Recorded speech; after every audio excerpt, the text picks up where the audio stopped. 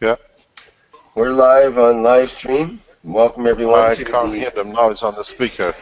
to the 60th Knowledge Seekers Workshop of the Keshe Foundation Spaceship Institute. And today is a special day because we're broadcasting. Mr. Keshe will be broadcasting from the official building of the Keshe Foundation Spaceship Institute, and today we'll have our regular knowledge seekers workshop and hear from a couple of other knowledge seekers, such as Luca Lucci with some of his designs. And just a second here, mute this. Okay, so I'm going to start the workshop with the 5-minute promotional video of the Keshe Foundation Spaceship Institute learning institution. So let's begin with that.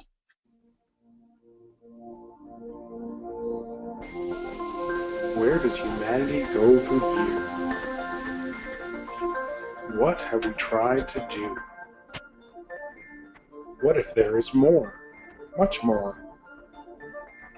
The Keshe Foundation is proud to announce a new way to bring humanity forward through technology that brings humanity in line with the natural operation of the planet and universe itself. The new science and technology discovered and developed by the nuclear engineer Moran Keshe centers upon the use and control of magnetico-gravitational fields. This new body of knowledge opens the road to hundreds of potential applications, which offer solutions to most of the fundamental problems of the world, such as water, food, environmental contamination, and shortages of energy. The Keshe Foundation is proud to unveil the Keshe Foundation Spaceship Institute.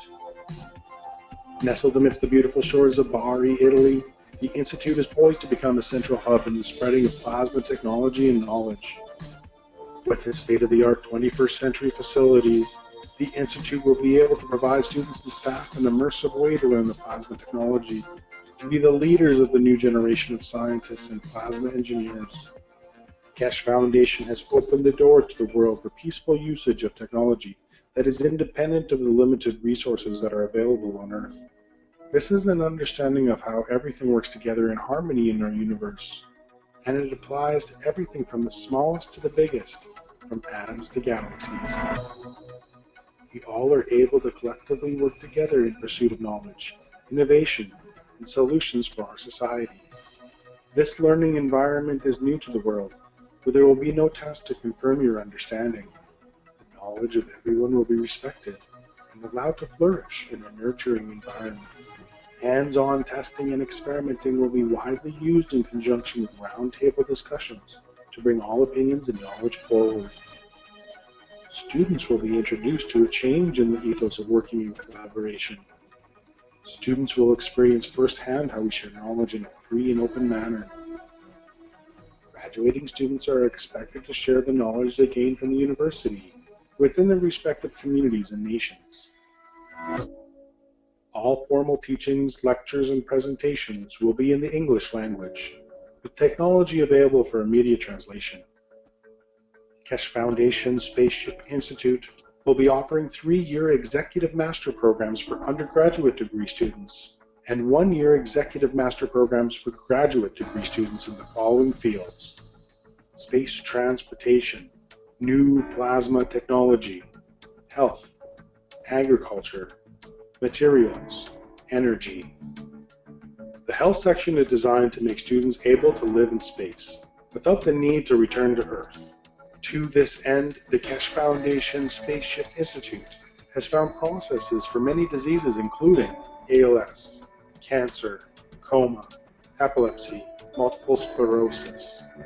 Keshe Foundation Spaceship Institute will offer online teaching courses which will enable anyone, anywhere around the world to enroll and increase their knowledge and understanding. Students will have the opportunity to direct their work towards commercial spin-offs and seek funding through the help of the Keshe Foundation. The access to the new science and new technologies is openly available for peaceful use to the benefit of mankind to make a better world today. Now you can be part of the changing world and the new knowledge. All commercial spin-offs are intended to be open source and patent-free. This is part of the core ethos of the Keshe Foundation and the Keshe Foundation Spaceship Institute. Keshe Foundation Spaceship Institute will have its official inauguration on April 21st, 2015, with courses commencing soon after on May 4th, 2015. The students of the Keshe Foundation Spaceship Institute will be the leaders of the future who will make changes in all areas of space technology, science, medicine, agriculture, and energy. Anyone is able to apply, but acceptance is through invitation only. No prerequisites are required. We will be accepting approximately 250 students for the 3-year Executive Master's Program and 120 students for the 1-year Executive Master's Program. We welcome humanity's participation in the knowledge of the Keshe Foundation Spaceship Institute. Where does humanity go from here? That is up to you. Apply today.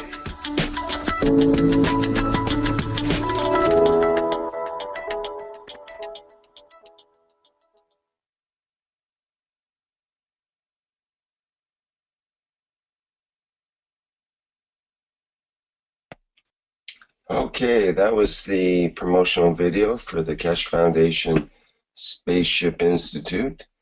And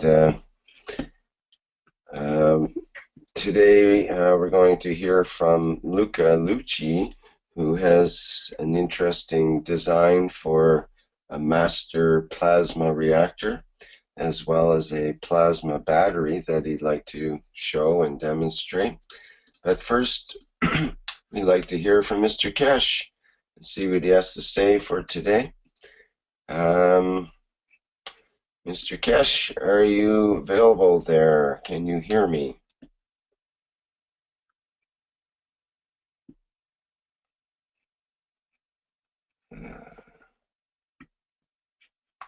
Hello, Mr. Keshe, can you hear me? Are you ready to begin? Yeah, I think you're muted on your headphones.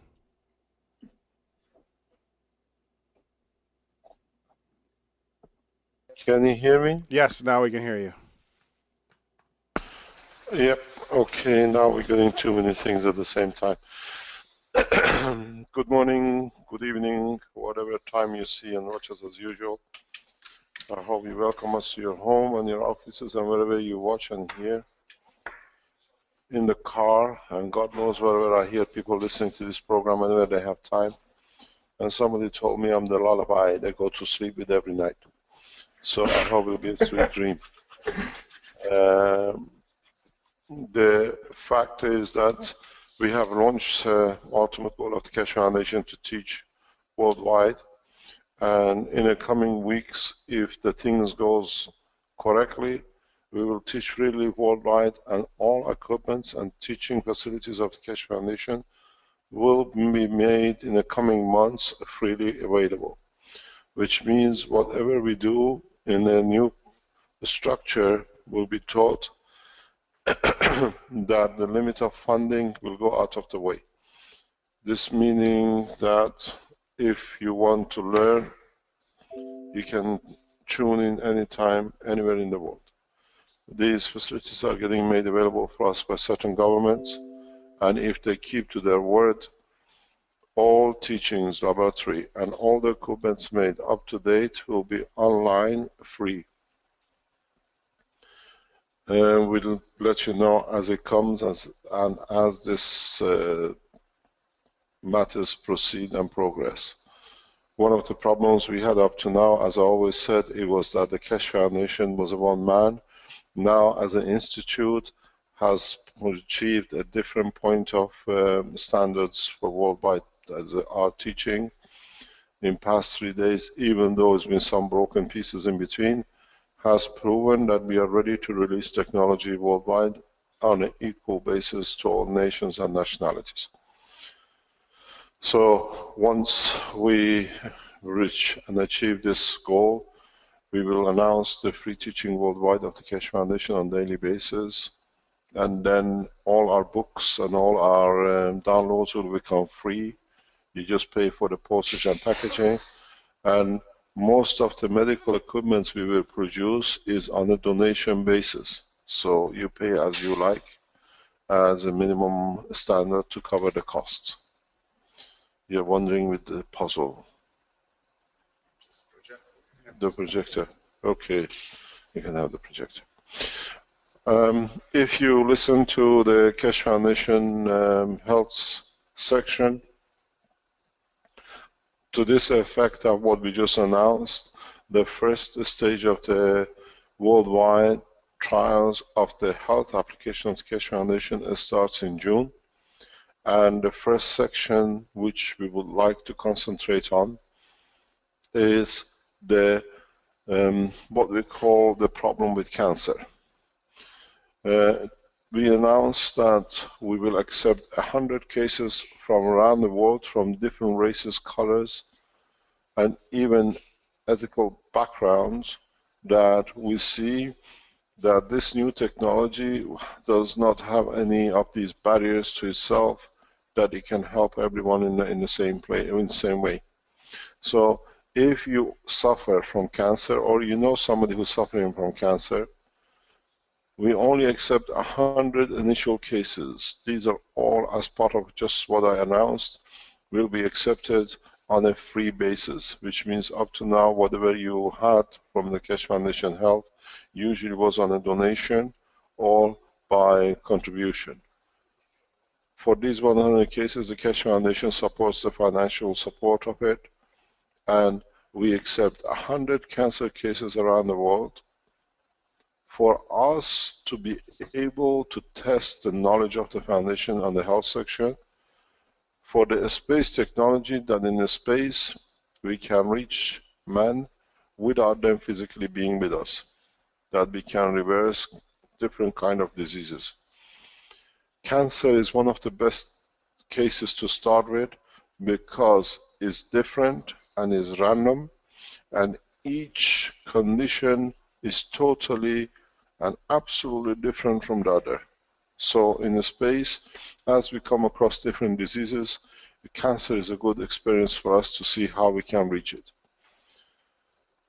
For you to be able to reach us, that we can consider your case of the cancer or your loved ones or your friend or whatever, you send the request to cancer@spaceshipinstitute.org. We requested initially to send it to the health, but now as we decide different diseases and different problems, we are separating case by case that is easy to monitor. So from now on, if you want to consider, or you already have sent a case to the Health at Keshe Foundation, resend it to cancer@spaceshipinstitute.org. On the other hand, if you are a medical doctor, you are part of the health organization of the government, be it FDA, be it British Health National, or European or the Chinese health groups, and you're a doctor, would you like to bring patients on, or you would like to monitor the progress that in the future you can use the technology, please send your request. We credit check all the doctors. We are very strict about this. Doctors at the Spaceship Institute.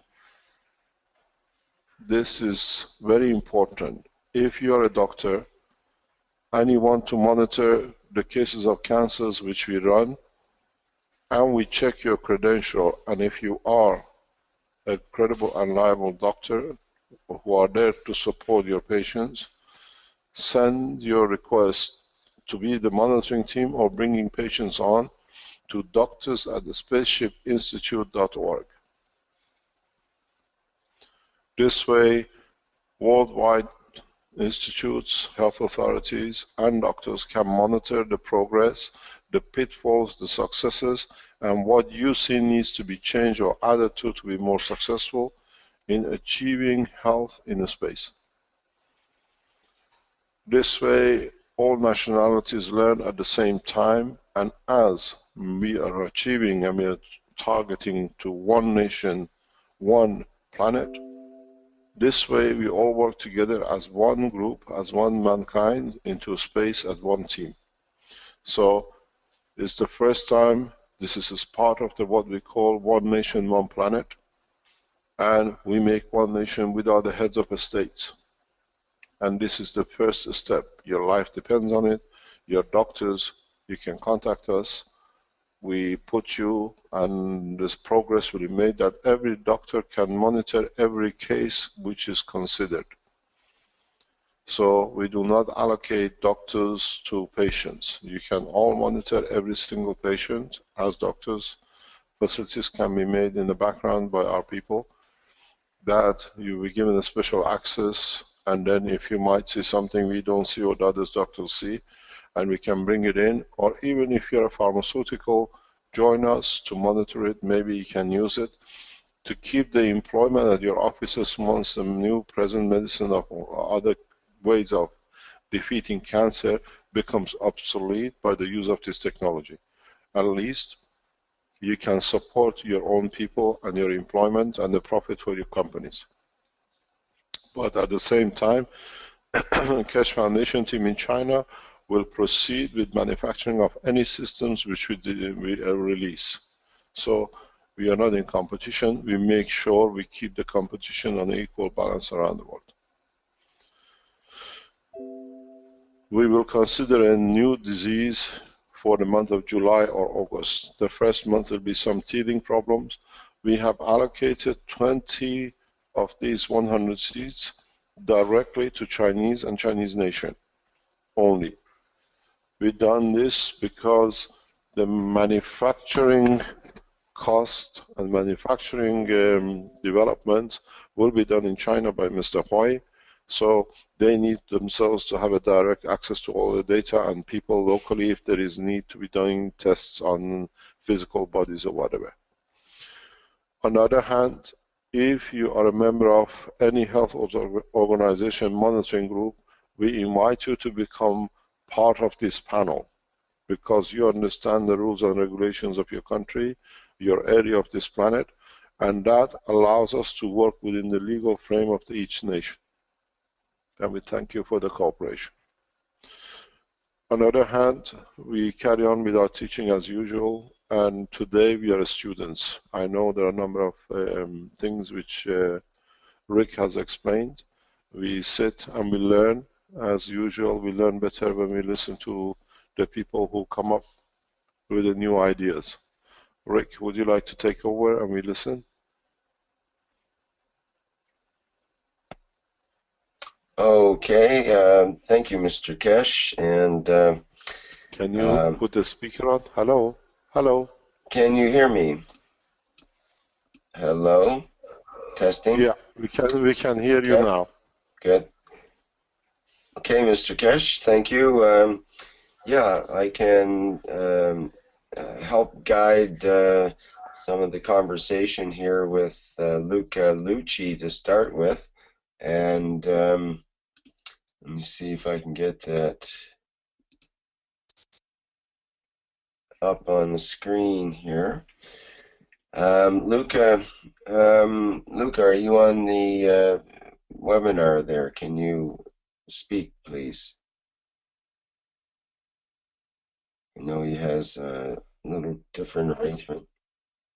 Hello? Yeah, so I just took a quick look at his settings, and he still hasn't entered the PIN yet. So Luca, there should be a PIN that you need to enter to be able to speak, and then I can unmute you and you can speak through your phone.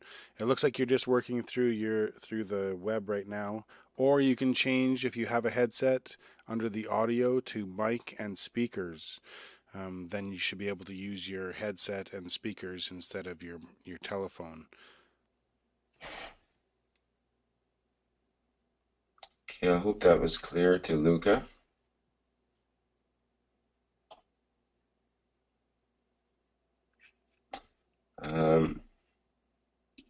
Okay, well, we can just start here with what he calls the starting point, which is his first picture. Now, I know that Luca has been working on this reactor design for some time, and he's got a clear visualization in his head on the way it works. And being an architect, he's able to use a 3D CAD program. Okay, Luca says he doesn't understand, so we have to guide him again there, Vince. Can you help with that? Yeah, definitely. Sorry. So maybe what we could do is it possible that we can move on to the other presenter, and then I can work with Luca in the background on Skype? Okay, I think we could do that. Okay, you've got Luca's address and so on to talk with him in Skype, I guess. I believe so. Okay, is Mario available to... I do see him, so let me see if I can get him unmuted. Mario, are you able to speak? I have you unmuted now. Yeah, I'm here. There we go. Okay, so let's go with Mario for now, and Rick, I think you're ready to present his stuff as well, right? So I'll work with Luca in the background. Luca, please watch for my private message.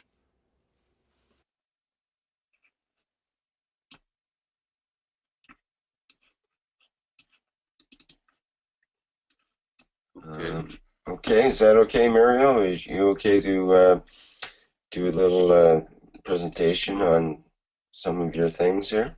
I'll try to do this as briefly as I can. It's kind of the universe, kind of hard to...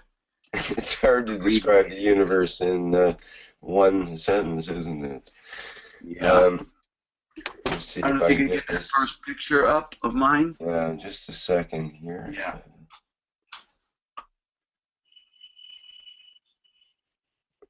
Okay, I have to do it a little differently, just to preview.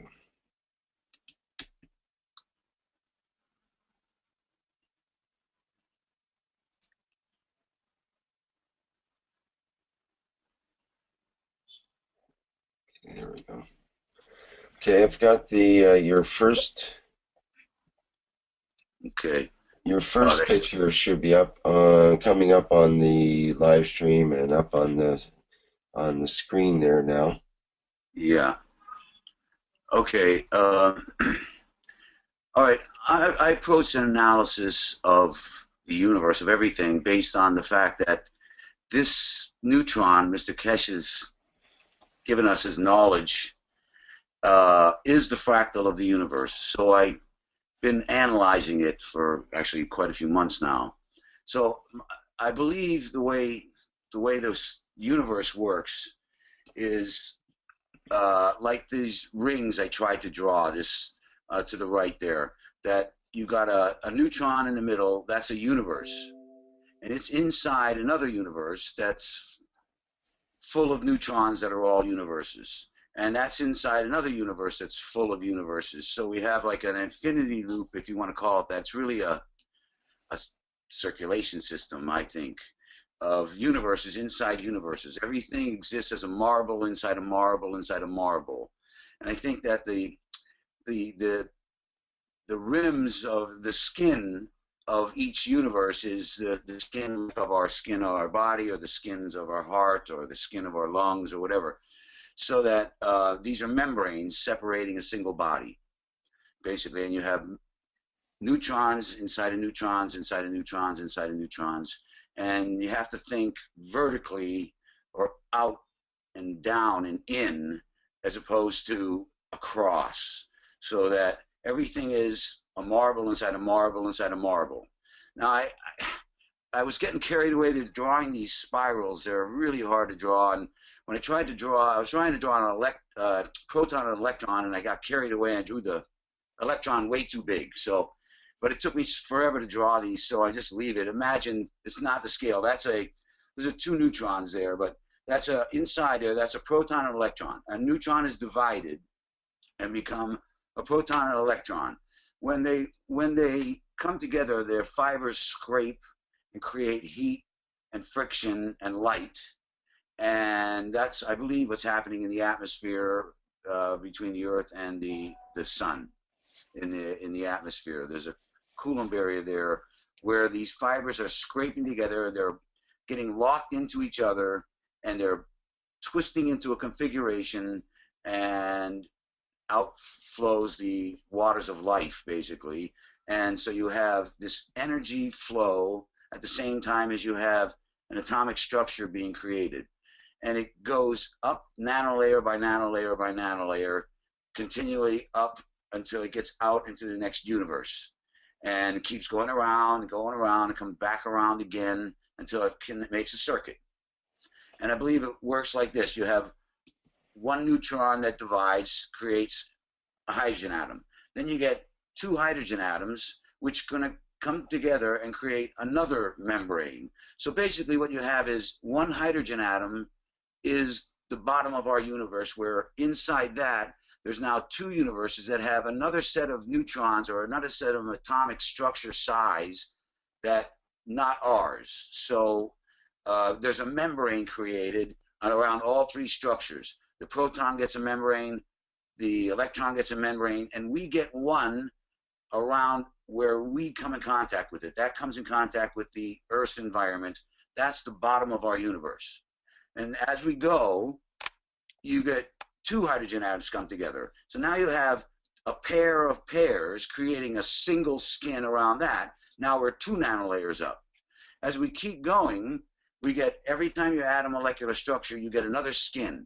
And it gets up and up and up and up and up. And that's how your body is created, from a single atom on up and up and up and up and up and up until it gets to the skin of your body. When it gets to the skin of your body, it goes to the next skin, which is the skin of the Earth.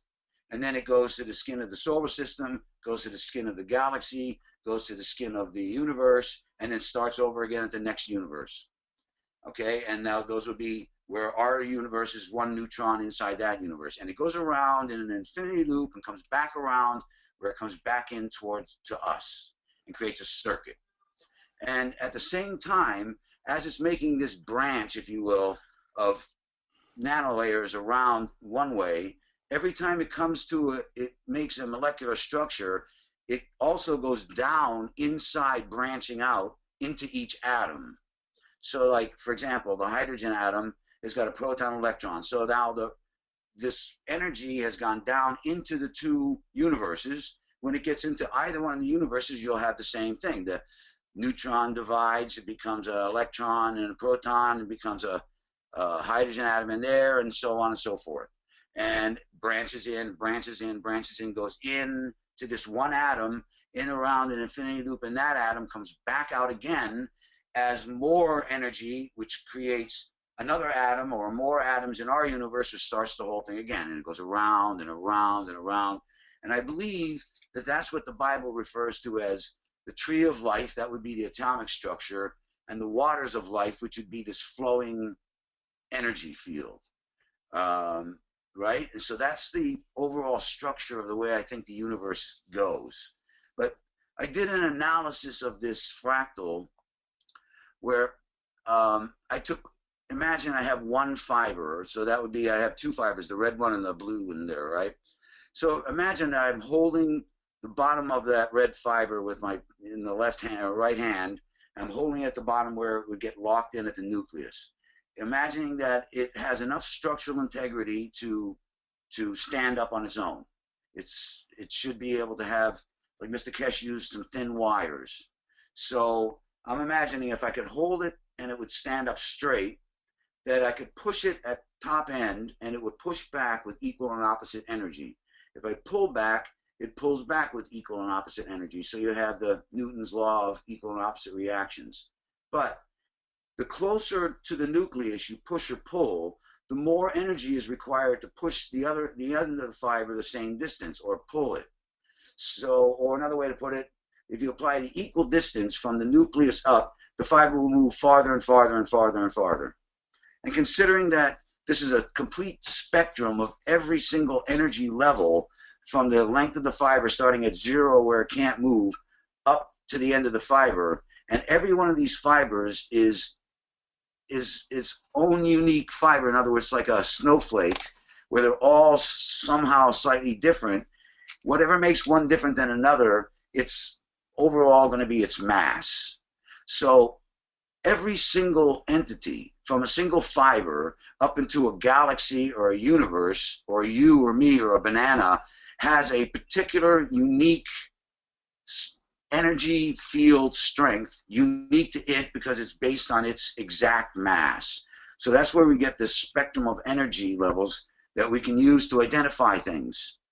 We can tell what the field strength is of this, it's that, or whatever, because everything's got its own exact mass, which gives it its own energy level, right? Now, the other thing is that the yin and yang nature of the universe is so prevalent that it must be a part of the structure of this fractal, this neutron. And I believe that you never find a single fiber. It's like the Bible says, male and female join and become one. And you always have a pair of fibers in there. All the fibers in the neutron are all a pair of fibers. And if you think about this spectrum of energy, if they come together and they're locked in at the nucleus, then the same amount of energy is equal along the, I should have said something else. The like likes like, Richard Feynman.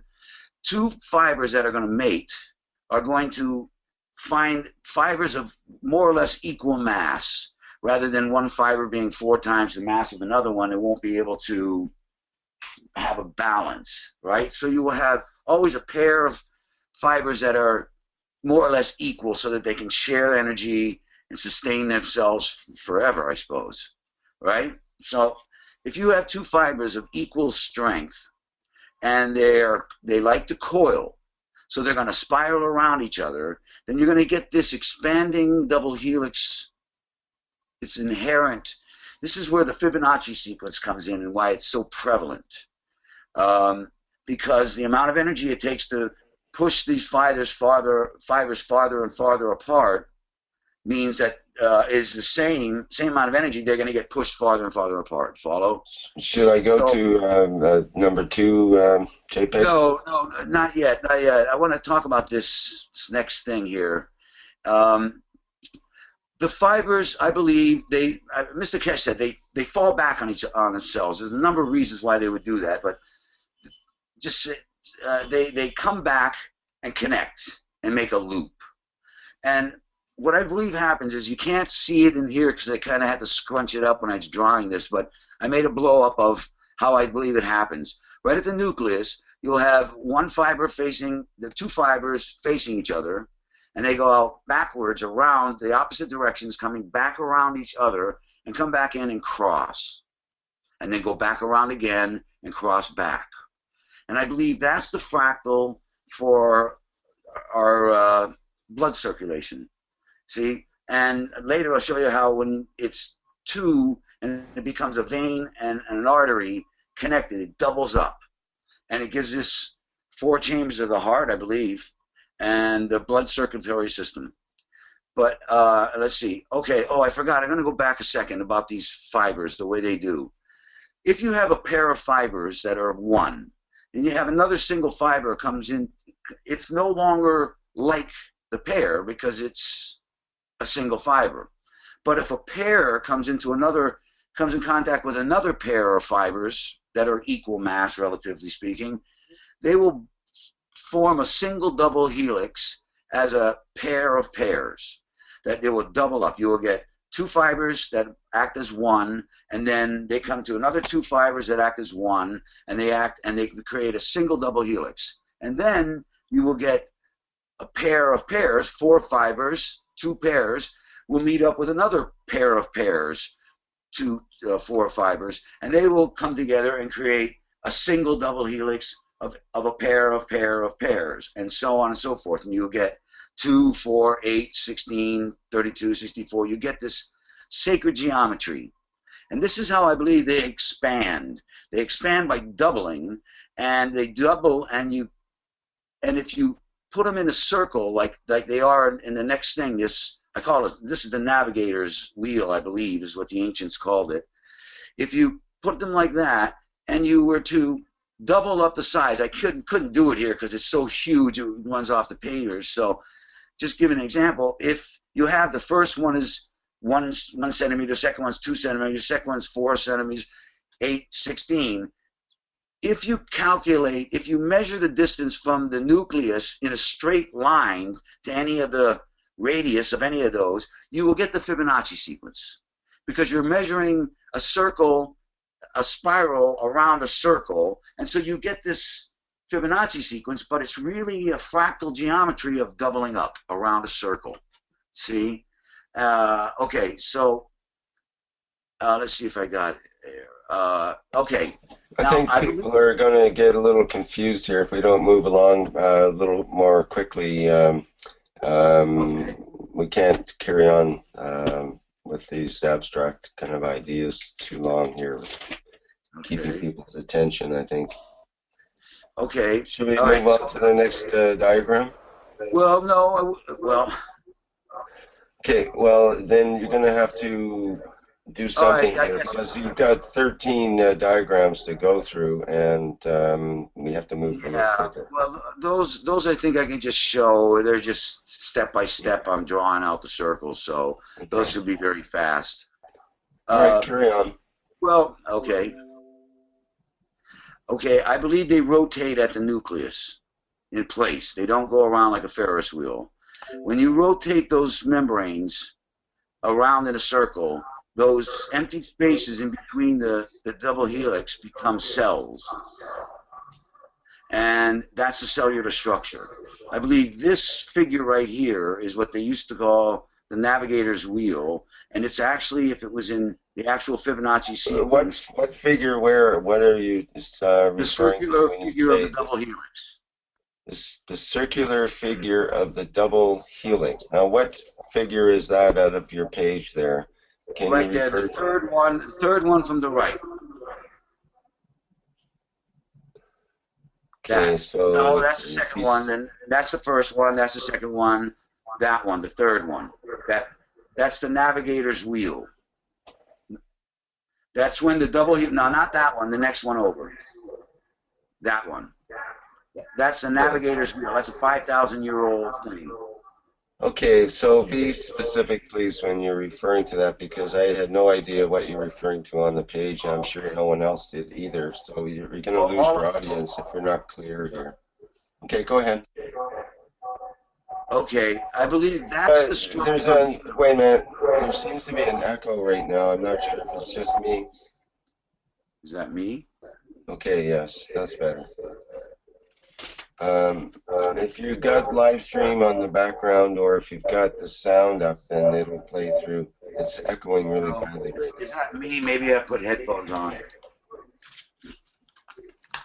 seemed to be okay before. Maybe it's just echoing through my system here.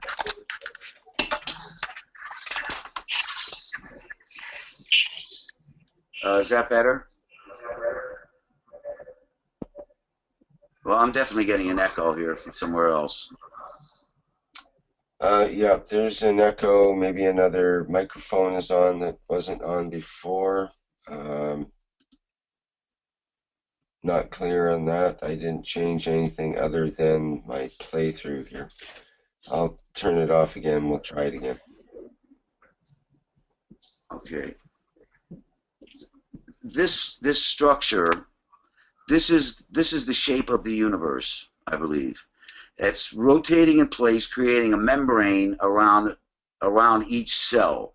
The cells start out smaller, they get bigger and bigger and bigger, doubling up, doubling up, doubling up. At some point, they come back down, doubling down, doubling down, doubling down, and come back into the nucleus again. That's, I believe, the actual structure of everything in the universe.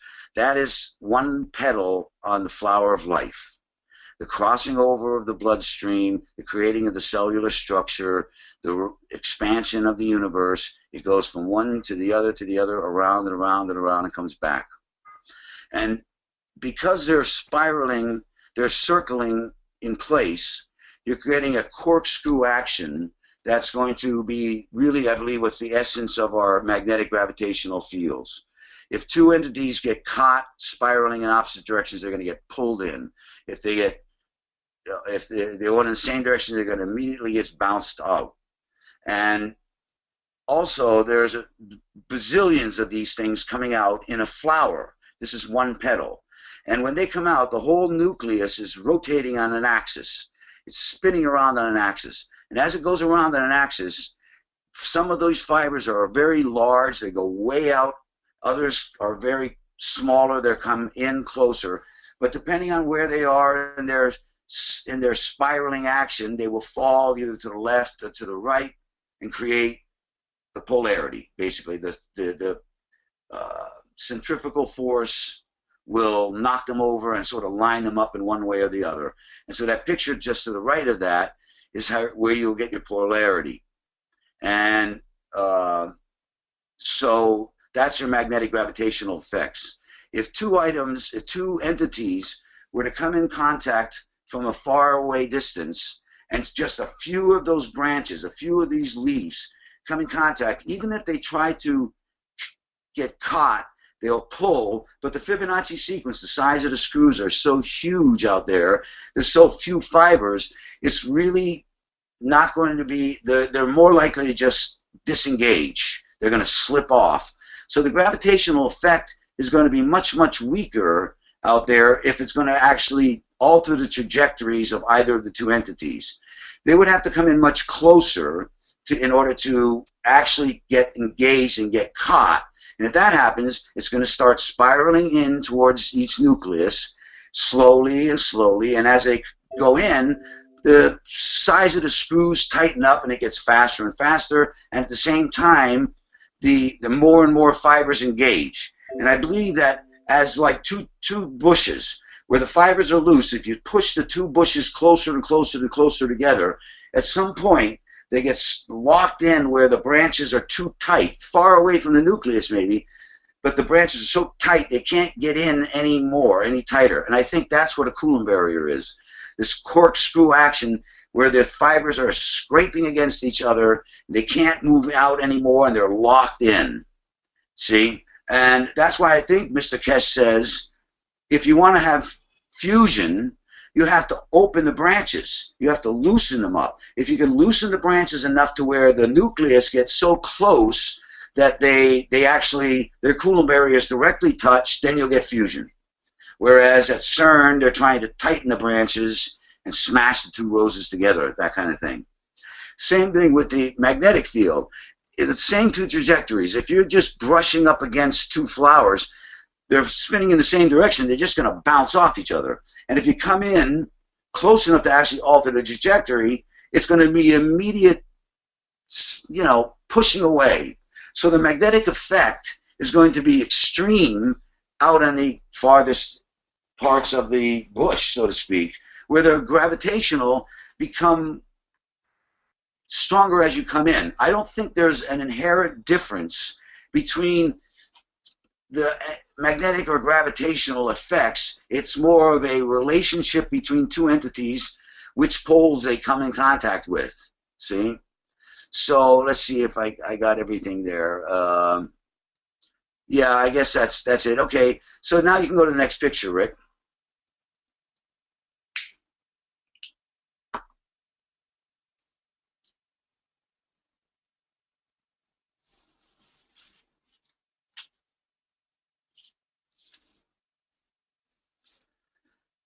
Okay, now I've got 7 cells here. I'm just sort of trying to get an idea of what it looked like with the Fibonacci sequence, but I can't get the inner circles small enough. I had to hand draw this to the left there. That first one looks like an open jaw with funny teeth. What this is a figure 8. You can see the black figure 8. That's what I think the navigator's wheel, the ancient Greek navigator's wheel is. It's a figure 8. You have one circle on the top, another circle on the bottom, and it's basically a single, like a grapefruit, so to speak. You've cut in half, and you've opened it up into 2 halves. The reason you need to do that is, one, you can plot 4 quadrants in a sphere. You can use the alignment of the axis of the nucleus to get a bearing, like a compass, and you have 4 quadrants. So depending on where the Earth is in its rotation around the sun or the nucleus, then you can plot it as a navigator's tool. But here, I sort of drew a skin around it. You see, even here with just 7, you see the huge expansion there, how it starts to look like a lotus already. That's, I believe, the shape of the universe. And we split it in half here to open it up. Why it's so important is because it's hard to tell, but you look at the red fiber on the top of the big circle, and now it's the same circle split in half, but you notice how it's got the blue fiber going around it there? When you close that back up, you see what you get. You get a pair of a vein and an artery structure spiraling around these membranes. That's, I believe, the way the universe is structured. It's the way your body's structured, the way everything is structured. I think this is the flower of life. This is what that's about. It's explaining the universe and the membrane structure. And when I started drawing these circles out, it's a very strange thing. I started drawing the concentric circles around that navigator's wheel, and I got a picture within a picture. So, but this to the right, to the next one over, I believe when this is, you draw out, how do I explain this? You can use concentric circles around that navigator's wheel to actually draw out the structure of the membrane structure of the universe. It gives you all the arteries, all the veins, the directions of everything is going, and it does it in 2 ways. It basically opens it up into 4 quadrants where you can look more or less, you're inside, and then to the right, where you see what I've done is taken it at the nucleus, split it in half so that it's 2 halves, but then unrolled it, and it's laying flat. See, the nucleus would be on the top, and the nucleus would be on the bottom. You see? But you still see the structure of how the veins and arteries when you close it back up. Right? So that's the structure, and I believe this schematic that gets, actually just appears out of this concentric circles that I'll show you. I did step by step. It just appears. You draw circles, and instead of getting circles, you get this picture of flowers. It's the most amazing thing I've ever seen. But it gives you a double view schematic as well. It gives you, I believe this structure to the right there is from the outside in, seeing the skin membrane structure, and then you get a 4-quadrant view of the inside. I think that's what the schematic is, but I still need a lot of work on it. But to the right of that, see how what happens. I've got 2 1-centimeter circles, right? That would be, say, the size of the neutrons in our universe. But then when it goes to the next universe, it needs to be double the size. So it doubles up. It creates a single membrane. That's what it's doing with the hydrogen atom and then a hydrogen molecule. And then it goes to the next universe, it needs to be twice the size. So you'll get a pair of pairs. And if you went to the next one, a pair of pairs of pairs, and so on and so forth. That's how the actual universe expands. And that's how it comes back. It just goes from 8 to 4 to 2 to 1. And that's actually the structure of our universe. A circle of cells with a membrane structure starting at one size, doubling up, doubling up, doubling up, doubling up, doubling up. I think that the actual structure of the universe is simple. It's elegance of simplicity, but when you start adding how many atoms are in your body, you know, how many of these there are, you get the complexity, see? So now I guess you can go to the next picture, Rick.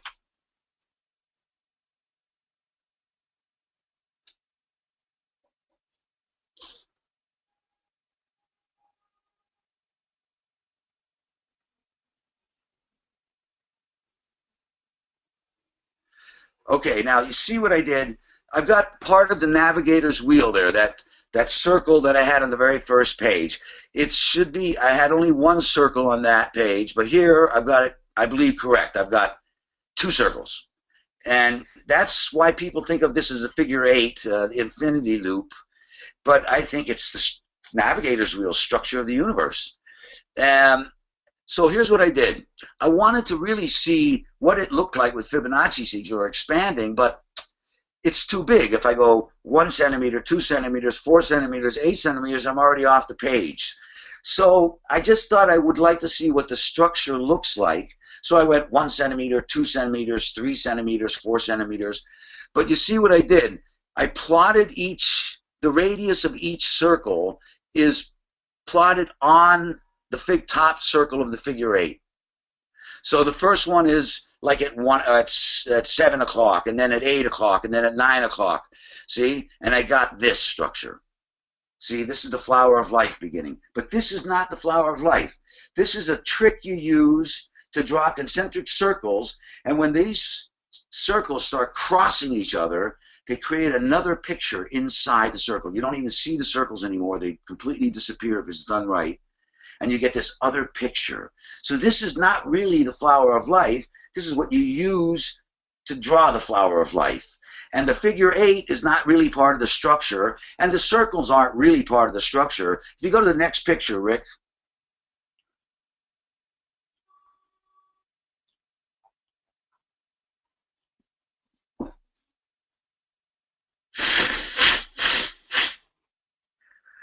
Oh, okay. I was trying to plot our solar system, but Rick pointed out, where's Jupiter? I forgot Jupiter, so I was just showing.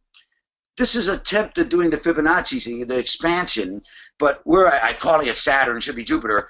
This should be way off the page, and the arch is way too steep, and so I drew these leaves. It took me forever to draw these. It's kind of, but this is the way the structure goes. You see the circle at the very center, or over to the right, there's a dot there. That's the nucleus. Just to the left of that would be Mercury. Also to the right of that would be Mercury, because you look down at the bottom, you have the navigator circle. It starts at the nucleus, and you go out the bubbles, and you go around to the left and around to the right. That's as far as I could get on this in this picture. So the way it works is the nucleus is in the center. This is split in half, right? So you've got half of Mars on one side and half of Mars on the other. Mars is the little black dot in between those two leaves. Okay, those two leaves are two leaves of the flower of life. There's a bazillion of those leaves, and they're the membrane structure of Mercury. Mercury is a cell inside Venus. See, Venus has got those two flowers on its side. Mercury's inside it. So you're going bubble, there's the membrane structure, there's the skin, the leaf, it looks like a leaf. Venus and Mercury are inside the Earth. See, there's the two leaves of the Earth, but there's a bazillion of these leaves. This is the structure of the Earth. It looks like a flower, and it goes all the way to the nucleus and back, and it's a marble, it's a circle, it's inside Mars. And see, there's the leaf. Now you notice the leaf on the right side of Mars, how big it is, and the leaf on the left side of Mars, how small it is. It should be the same size, and what I'm calling Saturn should be Jupiter, should be off the page. But okay, but then Jupiter is a marble that has Mars in it, and has Earth in it, and has Venus. You have that concentric circle. You're going up and down the navigator's wheel. Or you can go in the other direction. And if you go up, if you're on the left side, you go up. You're going out of our solar system. If the Earth happens to be on the on the lower half, to the right would be the circle right next to Venus. Then you want to go out. You go the other way. If you want to go out to the other direction because you want to do a galaxy or star there, you have to go into Venus, into Mercury, back out Venus, out the Earth, out Mars, out Saturn, like that. You have to go in and out the other side. So you vector in and out of a 3D circular orbit using this navigator wheel. And this is the actual membrane structure, sort of like, I mean, I need more work on the health workshops to get it right, but this is the overall shape. Everything's a lotus leaf. And I'll show you when I started drawing the pictures. But see, this is what I believe our solar system looks like. It's a marble inside a marble inside a marble. And the skin of our solar system is connected to the nucleus. The nucleus is in the center. It's inside Mercury. It's a little dot inside Mercury. It's not a big nuclear explosion. What we see as the sun is in our atmosphere. The actual sun is the entirety of our solar system, connected by these huge fibers. In every single fiber, every single vessel goes into the nucleus and out to the skin and around the skin and back in through the membrane. So our solar system is the sun. It's not the bit in the center any more than a grapefruit, the little white nodule inside the grapefruit. That's not the grapefruit. That's the nucleus of the grapefruit. That's the heart and soul of the grapefruit. The membrane structure creating cells just like this goes all the way out to the skin of the grapefruit. Underneath the skin, you see the same membrane structure as you see at the nucleus and all of the veins and arteries. Then you get the skin. Follow? So it's a marble inside a marble inside a marble inside a marble. You have to go up and down into marbles for everything. See? Okay, now you can go to the next picture, and I'll show you how I started drawing it out. Yes, Mario, we're losing some of the audience here. There's many questions coming up. There's some people are saying there's good information here and the concept is okay, but it seems very advanced for where we are. And there's people asking other questions like well, yeah, I know. If you remember, if you could just bring in the part here. There's someone says they believe that Nicholas has already covered all this in detail with his beautiful drawings and division of plasma, etc. So you have something that you think is a little different than Nicholas. Maybe you could just launch into that part and try to wrap up here. That's fine. We have to get on to the presentation from Luca. Sure. I'll just show you what happened. Go to the next picture, Rick. Excuse me, Rick. Can I intrude? Please. I think we got to give him a chance to explain. Okay. There is a valid conclusion into it. We got to accept part of it. Some of it is boring, like when I talk, half of people don't want to listen. He has some valid points, he has some valid principles. Maybe we listen to him and then we put him and Lucas together. That's how we expand the knowledge. Sure. Let him go. He's got the right to teach us the way he sees it, as much as every one of us have. We have a time for Lucas, let him go. The only thing is, if you can shorten it, because you're expanding and repeating the same thing again and again. Yeah, I know. Okay, yeah. There is some validity in what you are talking about, but on the other hand, there are some other points, because you look at the matter state, not what I call a plasma state. So if you can. Don't repeat yourself, because you keep on going over the same thing. Okay. In fact, part of what you explain is correct. Part of what you explain still needs to be explained that it shows is not correct. But we all have a right to explain our point of view of learning. That's how we progress.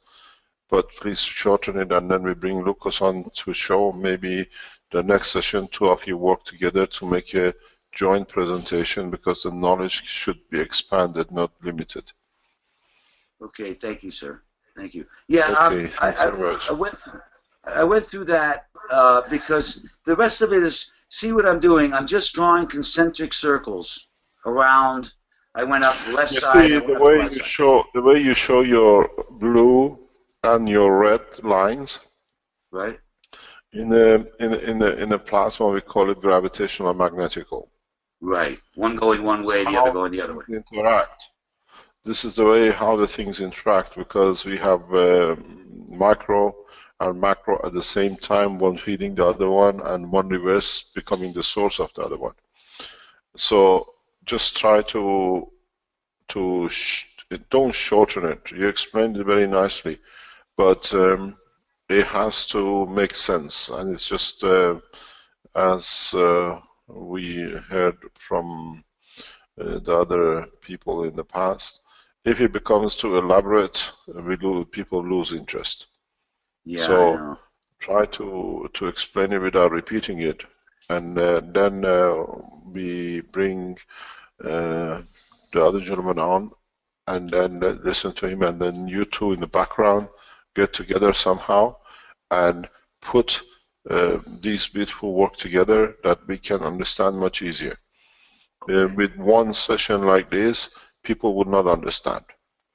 No, the knowledge has to be repeated and repeated till people at different point pick up part of it, which is applicable to their standard of knowledge.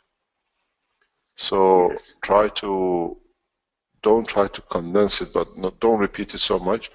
But then when you finish, we ask Lucian to explain his point of view, and somehow you two and others of the same school of thoughts have to get together and make a proper presentation, like for next week or the week after, for 1 or 2 hours. Because you are going into the philosophy of the creation, and the philosophy of creation has to have understanding of the physicality of the creation. Yes, yes, sir. So please carry on, but don't become boring like me repeating the same thing. But somehow it becomes good at the end of it, and then join up with after the Lucian speaks, and then try to come together over the week, next 2 weeks, and you two are on the same school of thoughts but in different angle, and then make a presentation for 2 or 3 hours. And then we enjoy your teaching, because what you teach now stays on the teaching, what do you call it, the structure of SSI. So people for centuries can go back on it and repeat it and learn more and more from it, or understand what you have that they couldn't understand before.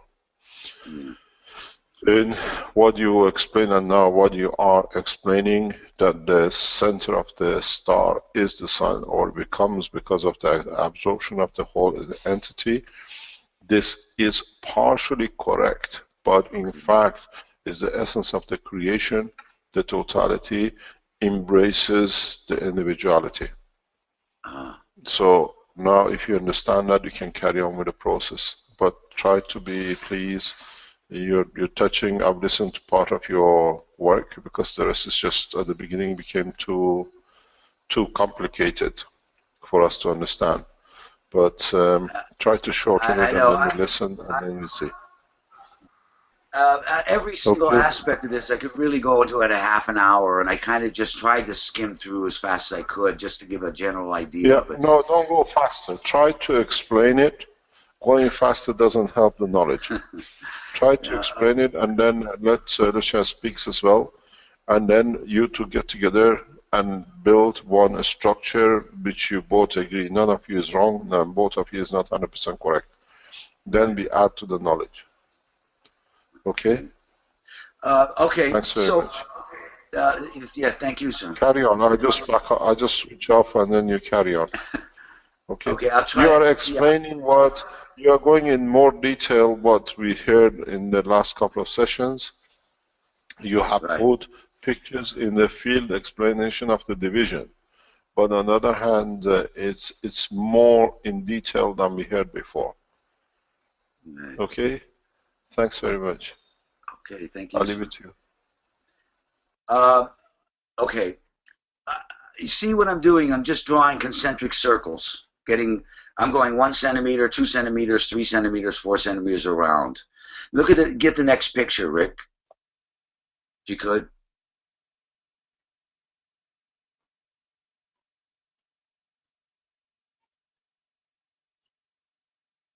Number 6 is up now.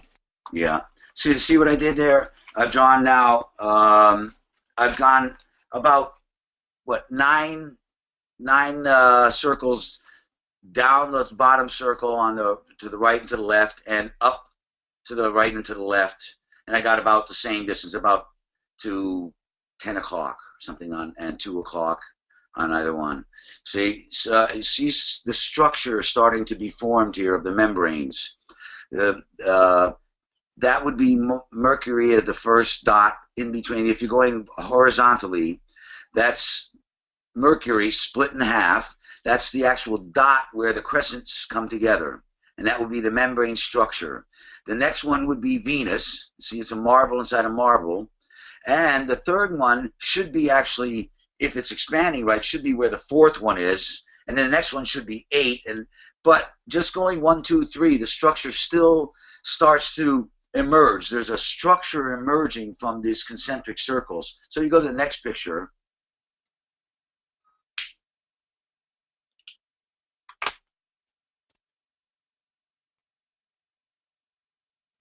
All right, here I tried to, I just was curious. wanted to know what would it look like if I had two flowers, two rows, two petals. So you see I have the one vertical and the one horizontal. And this structure came in. It doesn't behave like two flowers. It behaves like one flower. The two become one.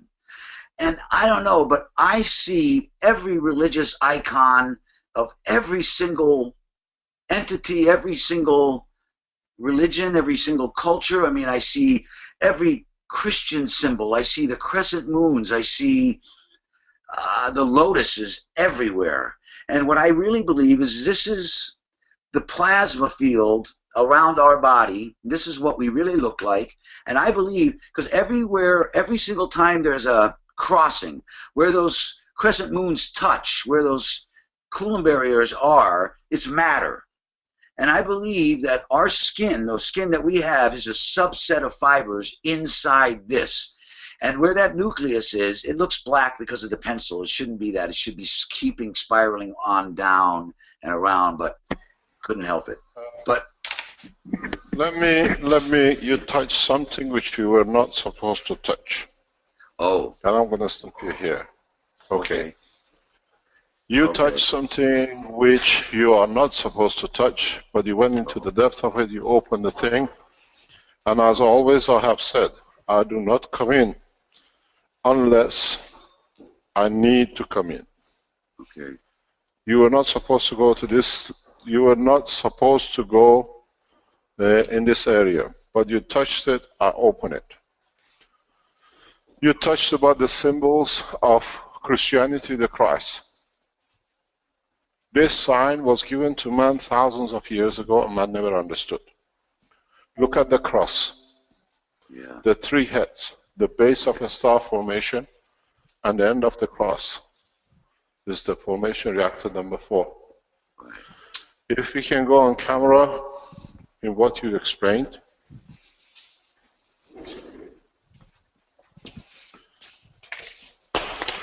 In all the symbols,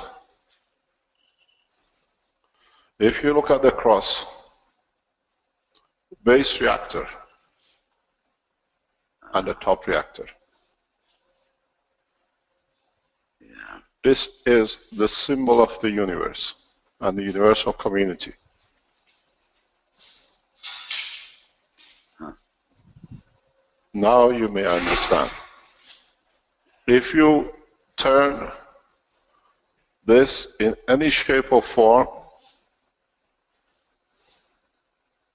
3 base reactor equally spaced, the top reactor, the essence of creation, Right.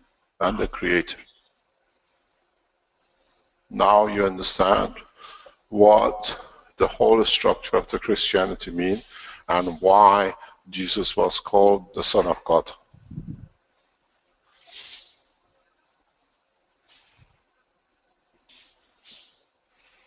And this is what we've been teaching you in this star formation, because the star formation is a channel to the path to the Creator. So now you understand. You touched it, I intervene.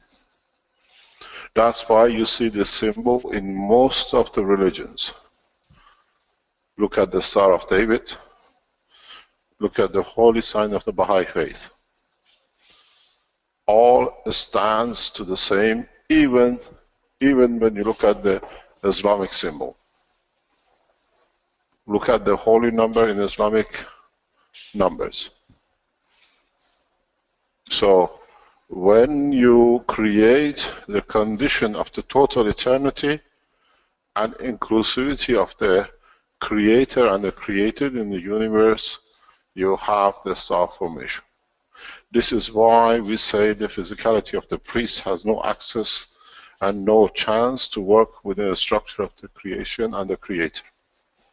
And that's why we put an end to the total work of the religious leaders, because now there is no place for them, as the presence of the Creator does not allow a messenger while he is present. This, now you understand why in the Islamic religion, Muhammad, blessed his name, says his picture cannot be used. But he based his teaching on the teaching of the Christ, on the same basis of understanding of the Moses. If you look at the Star of David, is a hidden version of a Christ. And the cross is in fact the totality of the star formation, is the message which was given to man, man never understood, now is hidden in the form of the belief. So now you understand what you touch, where it comes in, and how it affects the life of every man. In so many ways, if you're a Christian and you wear a cross on your chest, somewhere at the point of the downside and the operation of your heart should reach the emotional touch of your life. And then it touches the emotionality and then the rest of it. But the total meaning of the cross has been lost. The same happened with the Star of David. And the same happened with the Table of Lights, which comes with Judaism. In fact, the origin of all these religions, from Zoroastrians and Mithraism, is the essence of the fire, which the fire was the essence of the Creator, the Sun. So now, if you look at all the structures, this, the fire, the essence of light, with Mithraism and Zoroastrianism, is being converted more into the physical state for the man to understand, because they didn't get the original message. And that's why I have referred in the previous teachings that Christianity, the way we see in Catholicism, is a derivative of Zoroastrianism. The sun, the light, the fire, as a people could not understand it, is divided to a new symbol. Now, if you want to carry on, and then I'll explain. If you touch something else, I'll explain something that will touch the soul of every one of you as a listener. Carry on. Yes, sir. I guess we go to the next picture, Rick. Oh, I don't know if I've lost you there or something. Hello? Rick, are you there? Oh. Yeah, I'm here. I'm just trying to Okay. get things set up. Yeah, here. okay, just There we go. making sure you knew. And we have picture number 8 is up on the roster here now. Okay, I just filled it out more. This is the 2 leaves. And again, I don't know if I'm correct on this, Mr. Keshe. Is our skin a subset of those fibers? Do we actually look like that?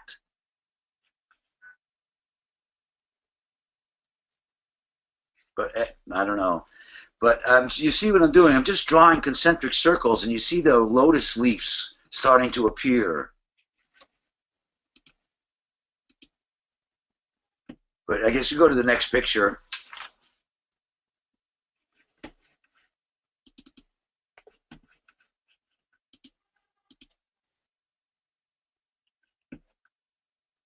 Okay. So again, all I'm doing is, you saw what I did at the very beginning. I just drew circles. I'm still drawing circles, but out of the circles where they cross, I'm getting this picture of a lotus. Yeah. And again, like, I don't have the red and blue because I don't know enough about anatomy to draw the structure. But sorry. Carry on. We're just listening. Oh, okay. Am I correct, sir, Mr. Keshe? Are we a subset of fibers in there where our skin is? That our actual bodies really look like that, glowing out?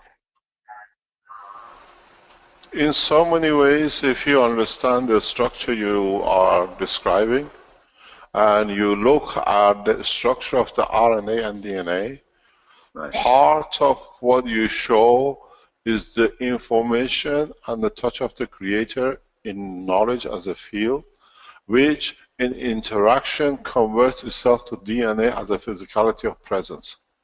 Right. So Okay. when you draw and you explain it this way, in so many ways, you got to understand, as you showed in the original pictures, the weaving of the red and blue to make an infinity loop. The same infinity loop comes into existence of the man, and then if you go and look in the deeper structure of the brain of the man, where the emotional side sits, you will find this structure, that how RNA continuously gathers information from the physicality of the DNA to keep the same structure, added information recorded. And then it manifests itself back to correcting the physicality. In a way, that's how the evolution of the end beings in the universe is done. Physicality brings information, and then through the same structure as you show, in RNA records the change, and then in that recording, because the information is added, the DNA or the physicality changes. The DNA of man was not so complicated as it is now, but it's like a recording, a CD-ROM. When it fills up, it needs a new disk. So the RNA and the DNA of man today is very much different than even 1,000 years ago, because so much information has been added that the DNA had to make a change that the recording can be made of it and be kept. And that recording physicality adds to the DNA, and then in turn the RNA grows, that it remembers all the copies. That's how we evolve. That's how the universe evolves. And this structure of evolution can even be seen in the structure of the galaxies and the universes. It's not exclusively of a man. As we evolve in the human body, like pieces of the ones we had before was not needed, but it's still there because it's linked to. I was explaining this to a child. If you, for example, download a computer program for your work, and then you want to download something else and you want to wipe out the old program which you loaded, the computer gives you a warning. If you erase this program, it might affect other parts of the program, other programs in the computer. It's the same process. So all the records are kept. And if you go to the center of this, what you call flower, you'll find out the origin of the man, the original copy, without dilution and evolution. And then in that point, you find you're equal to the fish, to the cat, to the dog, to the amoebs, and the rest of it. Because that's when there is no more recording to be added, and that's where the original recording was set. So in so many ways, our skin, as we've seen here, is part of the indication of the field absorption within the structure of the soul of the man, which manifests itself as the skin of the man to be able to absorb from the environment of it, that can evolve and elevate the soul of the man. So in so many ways, the flower shape you show is the essence of the creation. And even if you go back to the same as the star formation, and you carry the same thing on each point of the star formation, this is what your reactors do, you lead to the creation of the new memory bank, but the totality of everything which is within it. So, Mr. Keshe, look at the base here, and look at the picture on the wall. It's actually the cross. So, Mr. Keshe? Connect the two back. Hello? Yeah, I was just going to say, this is why when they check DNA, that there's only a certain small percentage that's different between us and other creatures of our planet. Yeah, because we all started from the same amino acids from the interaction of the salt of the sea or the lake, wherever the first interaction started. And as we have seen now, because of the dilution in the matters of the seas and oceans, any animal which is created has a common denominator. So when we see the scientists tell us that we are 99% point, 95% point, the same as the mouse or the rat, because we all started from the same point. We all started from the gaseous structure of this planet in interaction with the physicality of this planet, which is the water. If you look at the star formation, the bottom leads to the essence of the matter, and the top leads to the essence of creating what is above the matter, which is the atmosphere. There is a lot of meaning in the star formation, but as usual, the man looks for the physicality of what it can be, or what it is. If he cannot see it, he does not accept it. If you could see, go back to the picture which you just had with the star formation, please. If you go back to the star formation and look at the structure of the free plasma, or we call the soul of the system, if you manage to do millions of these next to each other, you can lead to creation of the controllable intelligence. So what we see with the robots in Japan, with Sony, you can create, not a robot just can talk, but you can create a robot which has emotion and can understand the condition. Would they take over the man in time being? Yes, if you do not control it. It's happened before and it'll repeat itself. And what man created becomes the demise of the man itself. Because now that we understand the structure of the star formation and the creation of free plasma, what we call emotion, then if you put it in a mechanical system, the mechanical system will have emotion. It will cry for you, and it can do everything else that you and I can do. But at the same time, this mistake has been made before, and then the outcome is chaos. So if you look at your structure, if you look at the pictures of the interaction of gravitational magnetic field, you'll soon come to realize this is the last time man can understand the totality, because now we have the mass communications that the scientists around the world can share knowledge equally. And I keep on telling you, when the time comes, when you touch the knowledge, we release the knowledge.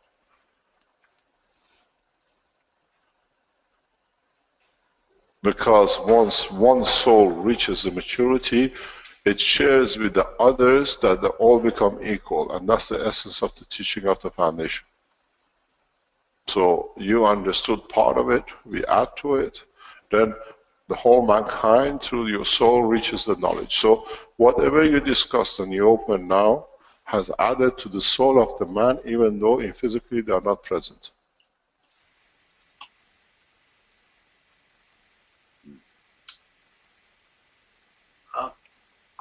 Yeah, can I believe that every one of these nucleuses, these free plasma, starting right from the beginning of that structure, the leaf, is what we call memory.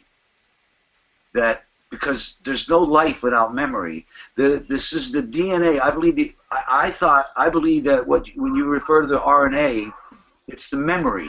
It's what we are. We inherit the memories of our parents in the atom structure that we get, and every time you add an atom, you're adding another memory, and all of these memories are all linked to everything. I believe that the whole structure that I drew there is just a pair of fibers.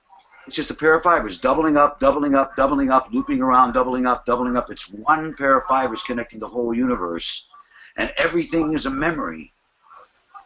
And the rest of it's the physical, and the tree of life and the water of life, but the life is in the blood, is in the nucleus.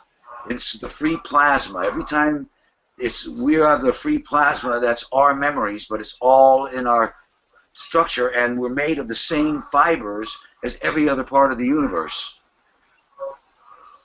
Is that the right idea, Mr. Keshe? I don't know if... No, it's your understanding. You're free to interpret what you like. But then that's what adds to your knowledge and the others, and you open different channels of understanding. But if you look at this picture and go back to what we explained,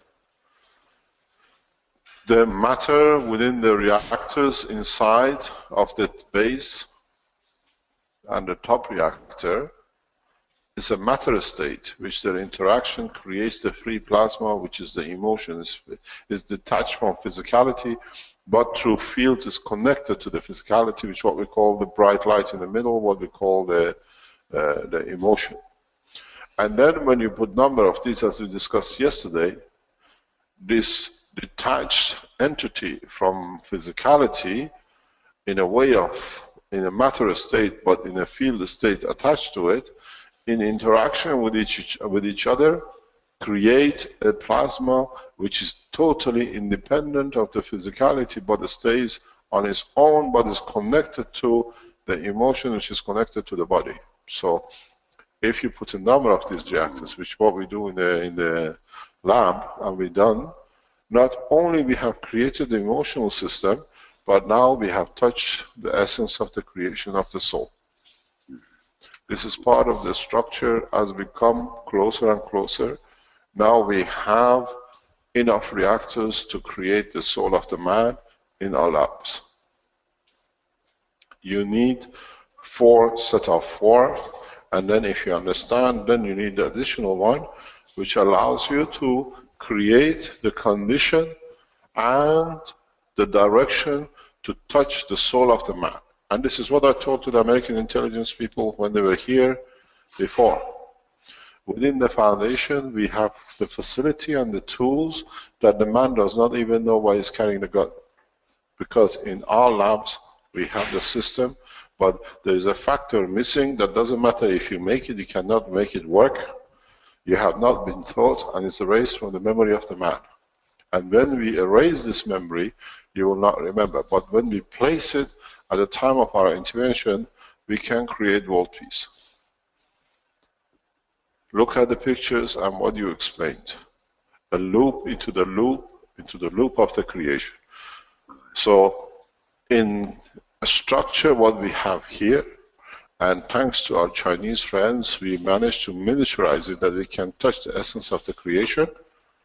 We have the facilities now in SSI to touch and disarm every man on this planet. It'll take me less than 5 minutes to do it. But if I do it, you haven't learned and you go back to the animal behavior of the man again. But the way I'm guiding you slowly, and you do it as one race, then in your RNA becomes as part of your life. The way none of us touches a berry, which to us looks strange because somebody down the line centuries ago ate one and died, and we learned we don't want to die. We kept it in our memory, in our RNA. Now we have access to all of you, be it the fish, be it the dog, be it the man, because we know the common denominator, and the tools are sitting here. They're less than 20 meters, 50 meters from us here. So, as I said, and I repeat to the world leaders, accept condition of world peace, disarm, or we disarm you. And when people find out how you manage to create so much havoc, there will be no need for world leaders. Because in the structure, we do not talk theory, you see it, it's sitting in front of you, and most of you have made these systems. Then you understand how a few months ago, Armand and Marco went different places and tried to control the system from their home, their own base in the lab. This is what is the extension of what we announced about the cancer today. We don't need your physicality here, and a lot of you look that we look at the soul, at the, what do you call it, cancer tumor you carry. No. The systems which should be set up here is in the form that we touch the soul of the man. And if the soul decides the life needs worth living for, and the man is sincere, we touch the emotion will touch the physicality, and within seconds, the cancer tumor being there becomes irrelevant. So the ones who lie cannot lie to themselves. This is what is going to change, and you touched it, and now we open it. And I think the way we are going in our teachings during the past 3-4 days, we are going very fast to the direction of enforcing world peace, because I've seen a lot of number of things which we have taught, and our words in past has been commercialized by a number of companies in the past week. So if Tesla Group can release the energy battery and use the words which I used in the communication in the past few years, and another company releases the nanotechnology of the what you call lining to produce the batteries, you open your patents or we open it for you, and then there will be no value. I know how the new battery has been released, and I know how Tesla has released the new technology, and if you read in the columns of writing, uses exact word. There is more energy needed at night than day. Go back on what I was spoken months and months and years ago, they just printed it. So once we give them knowledge, it's the right of Tesla Group to keep it, or they open the patent as they did with the others. We play open, you play open. You don't play open, we release the technology. Am I correct, Armand? Because of the new battery which has been released and the way Tesla Group has released their technology, I have given the right to Armand to produce the material in China when it's getting there, worldwide to be released. In a coming time, we'll release more information, and in a way, as is in the Holy Writing, the spring of 2015 is the change of the course of man in one direction, and that's towards world peace, and we are there. We keep to our promise. The water unit, using the same knowledge, will be released, and I have taught Armand what to carry to produce water in the mass quantity from what is actually the pollution of the man by himself for his own environment. You have understood fully, but you still attach yourself to physicality. Move away from physicality, and then you'll find out you very, very easily you're on the right track. Carry on. Well, the next few pictures, I basically just drew out. I think the next one I drew it. I don't know if you can get the next picture up, Rick.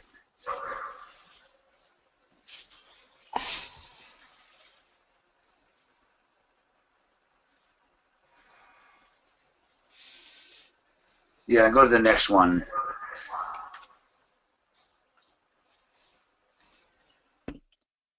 I'm on 10 now. Do you want 11? Yeah, there. I just expanded this out as far as I could go up on each direction. I wanted to see the structure. You see how you have the leaves inside the leaves? The other one? Now this is back to the single flower. Now I got the feeling that this structure is not complete. And I believe Nicholas has the answers. I don't know where to put the nucleus. I'm guessing, I'm just drawing it out. I just seeing it and trying to see what the structure is. And I realized that I think it unfolds, like I said, from the nucleus up. So we're 12 o'clock on the top circle and 6 o'clock at the bottom circle there of the figure 8 would be the nucleus. So if you look, just wait. If you look at this drawing, it should have given you the essence of the infinity loop by looking on the vertical line or the horizontal line. Yeah, it's there. So you see the infinity loop through the structure of the natural process of interaction of the fields. So this should give you a very good idea where the next center point of the division comes. Then you don't need locus, because you've seen it yourself. You just you're looking in the wrong direction, if I should say. Oh, should be at the outside of the left and right. Is that where the nucleus is? No, you try it, you'll find out. Yeah, I'll try it next. I did it the other way. And I know it's not correct. And the next picture, it's not correct. I know it isn't, but I'll have to try different ways. You Just see, draw circles. if you go back on the, in so many ways, if you look at the pharmaceutical sign, which is it's a line in the middle and sometimes two snakes Right. with two heads. Right. This is the sign of DNA or RNA with the central column in connecting all the fields of connection. And if you turn this, you will see the snake. And you see the pattern of the rotation of the field. I explained to you something, now you touch this. Those are here to improve mankind, have taught man through the words of the mouth of the man, some of the things which is needed and was needed to bring man to this point today. So what does this mean? Partially, even though you call them scientists and partially you call them people who added to the knowledge of man in different directions of field of science, they were guided by the people outside to bring the man to the point of this where we are now. So some of the symbols, even for example the Christ, all have been put together for guidance for the time of the collection, and now is the time of the correction. So you see the snake and you see the connection, and if you look in totality what you show, you see clear cut between the two sides, the cross, up and down. Yeah. Equality.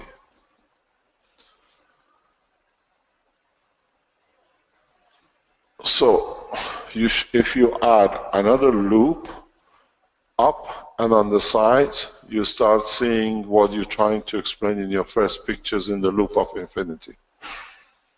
It creates itself naturally. And this is what the gravitational and the magnetic field allows the creation of the entity in the standard of the matter.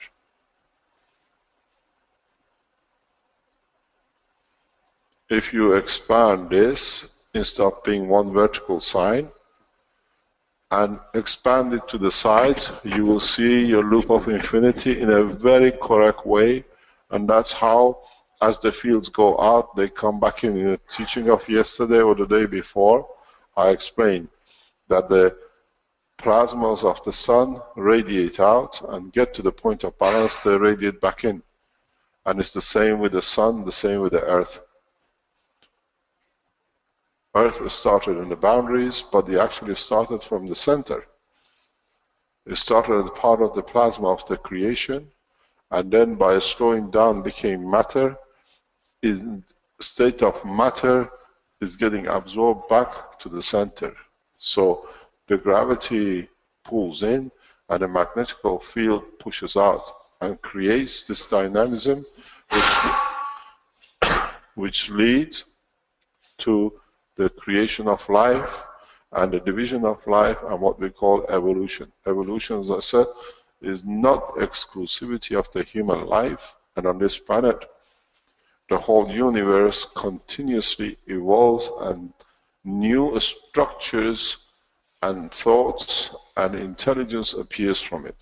As a man, you look at what you call a galaxy. But when the man reaches the point of understanding, they will see the behavior of the galaxy. And then they see the soul of the galaxy.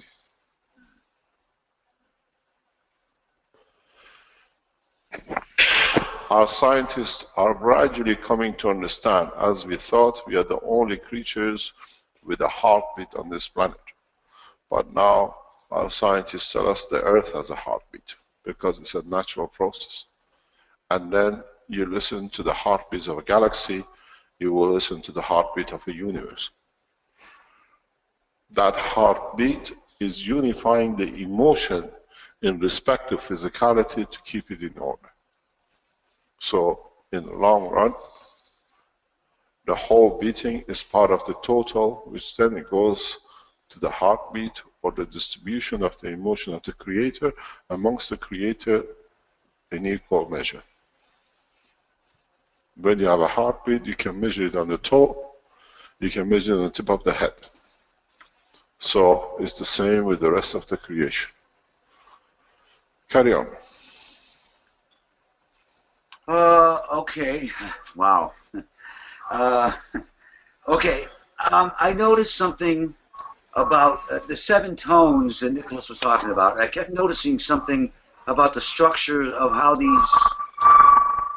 Oh, getting. Sorry, it's from our. Carry on. I kept noticing different ratios of the sizes of the loops, and I kept getting different ones, but I know I was not measuring accurately. I believe the structure was trying to twist itself around when I was drawing out the circles, and I was trying to adjust it back because I didn't really know what it looked like. So I really never got it right, but there's definitely different sizes of the ratios of each of these cells, of each of the marbles. If you go back on the sign of the Keshe Foundation, when Dirk Laurensons put it together as a horn of plenty, this structure has been with man for centuries because it's the same as separation of what you have in your drawing. Take out the picture of the Keshe Foundation and place it in each circle, and in its division is 7. An octave, yeah. You understand? When Dirk showed me this, he said this is going to be the sign of the Keshe Foundation. Physicality receives the information from the soul. So the physical body is just the instrumentation to deliver what it was about to come. And it's not that one person created the symbol, is the message was given for a symbol to be created.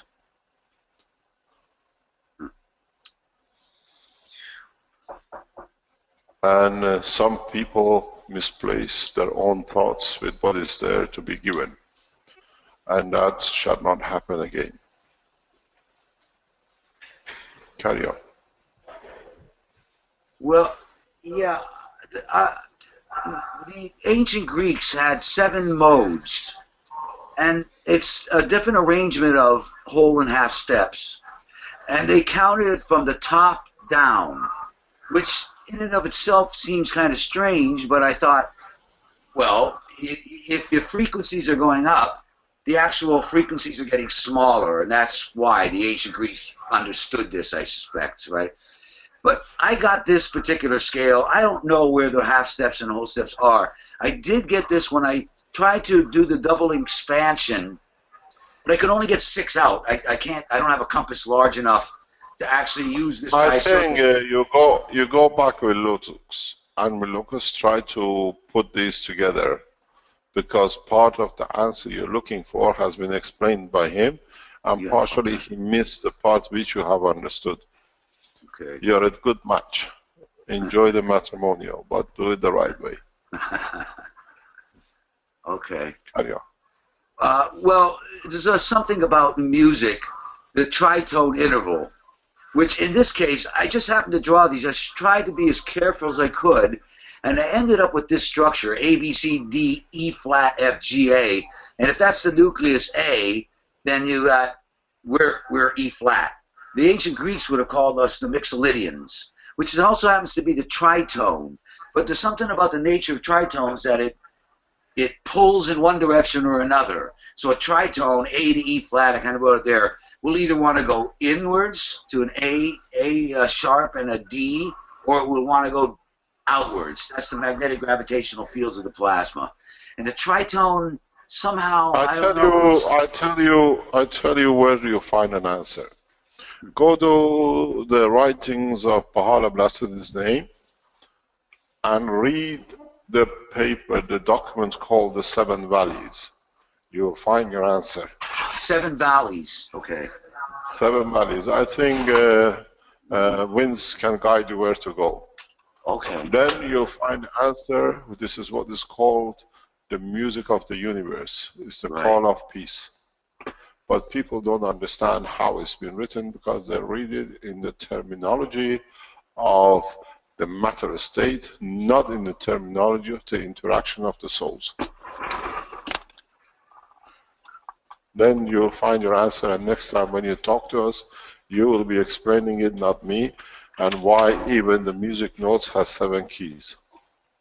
Right. So every structure in the universe has its own particular pitch. Is that correct? Very much so. Yeah, it's the field strength. So, okay, I guess that's pretty much what I have there. Yeah, I have more questions than I have answers. That's for sure. So, okay, thank you very much, and thank you for sharing such a beautiful knowledge with us. Thank you, sir. Thank you indeed. What's next, Rick? Okay, we can go back to Luca, he's got a couple of different projects that he'd like to show here. Luca, are you available there? Yeah, I have unmuted Luca. Can you hear me? Yes, perfect. Thank you. Yes, I can hear you. Well, in my screen, I have other picture. You have my picture, Rick? Yes. Which ones would you like to put up? The plasma battery or the reactor? I don't know. Maybe, the plasma battery is a work I make. Remember a workshop of the last year, and in which Mr. Keshe described a plasma battery. This I remember this, and I drawing this battery to understand more. You know,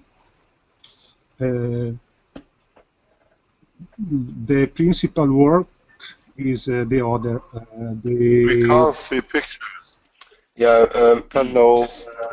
Just a second here. I'll get this up if I can.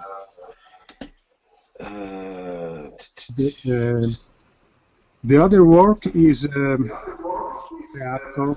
Can you just wait till we get the pictures? Okay. Because we can't see what you're talking about. Okay. Just a second here. I've lost my window to be able to present here.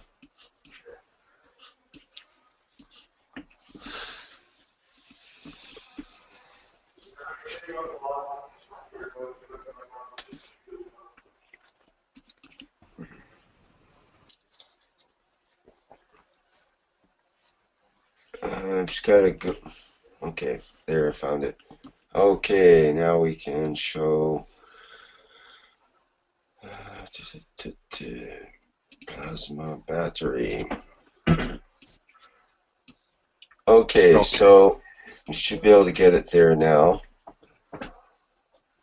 Show the first picture first. Can you start explaining what we see, please? Yes, this is the battery complete. There are copper wire in square formation, and the rest is the cover. Here we have the schematic of the. Can you explain what we are looking at? It looks like a, what do you call it? The chocolate? Kit Kat? Yes. Yes. The Kit Kat energy battery. Energy battery. Can you explain? Can you open it up and explain? I try. This cylinder, this 8 there are 8 copper wire. Fila copper? No, wire. Sì, wire, copper wire. In a square section. It's not a ring section. Square section because it's more easy to... I cannot understand what is this. Can you please re-explain? What are we looking at? Okay. We're looking at a plasma battery. There are... it's a plasma battery. Okay. Can you speak a bit louder? We can't hear you.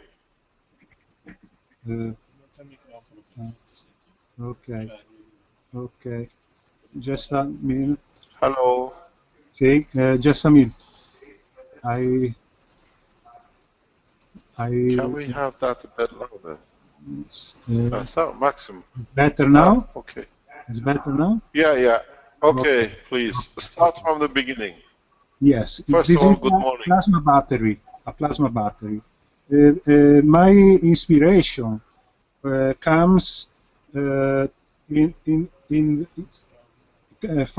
a workshop of the last year, and Mr. Keshe described a plasma battery, and this concept stay in my remember.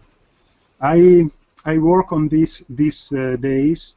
I make this drawing. Okay, can you please let's explain. Your plasma battery is what? Is it nano layer or? Nano is a nano layer. Is a copper layer. Nano layer. So in fact, what it is you use a nano layer coated copper. Yes. You put a copper, and then you put another nano layer copper. Yes. And how have you separated them again? Yes. How did you separate between one sandwich with the other one? No, it's not separate. It's nano con nano. It's separate because. Okay. Let's go back. Stop. So you have a nano layer. Yes. Hold on. Because we have to understand you. We don't understand. Can you go to the beginning? The other picture, which was in cylindrical shape just now. Yes. Go back, please, Rick. Because if I have my software, yes, Okay. Lucas, stop. Hello. Stop. It's important what I'm going to tell you. That's why I want to go to the next picture, Rick, please, which is the cylindrical plates. Yes, stop there. Okay. Start from the right-hand black line. You have a nano-coated plate.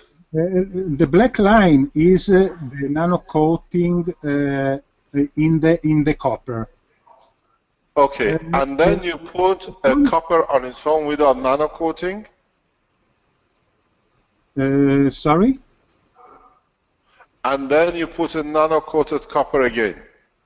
Yes. And then did you put another copper, or did you just put another nano coated line? Is nano coated copper.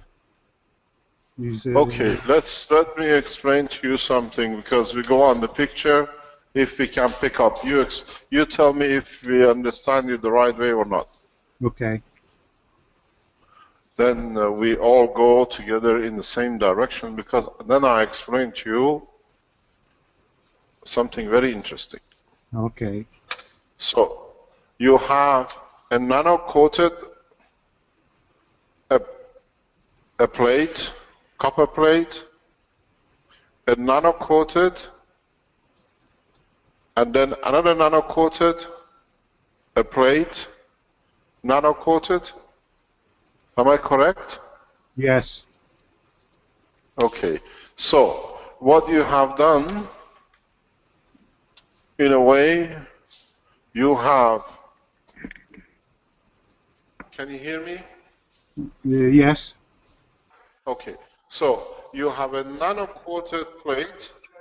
Pardon? Okay, is it better now? Okay, it's just I touched the micro. You see, the headphone hasn't made much difference, huh? It depends how I touch the microphone. So you have a nano-coated material, copper. Yes. Then you have a non-nano-coated copper. Then you have a nano-coated copper. Yes. Then you have another nano-coated copper. Yes. And then you have a copper, and then another nano-coated, and you kept on repeating this. Am I correct? No, in this design, I have nano-coated copper, and the next is nano-coated cotton, and the next is nano-coated copper. 8 of these. 3 nano-coated coppers. No. 8. Explain. Can you hear me? Yeah, what I'm trying to establish is he's used a nano-coated copper plate, a non-nano-coated plate, and then a nano-coated plate. Luca, are they all nano-coated? Sorry. Is the copper in the middle nano-coated? There is a picture, picture number 4. I think describe better the drawing. Can we see the picture number 4, please? It's Italian. Yes. Okay. No, he speaks good. There is not a problem in language. It's just understanding his design, what is design. Can you tell me and I draw it, Lucas? You have a nano-coated wire, copper plate, yeah? Yeah. And then what's next to it? Is the same. We have 8 nano. Another nano-coated wire. Yes.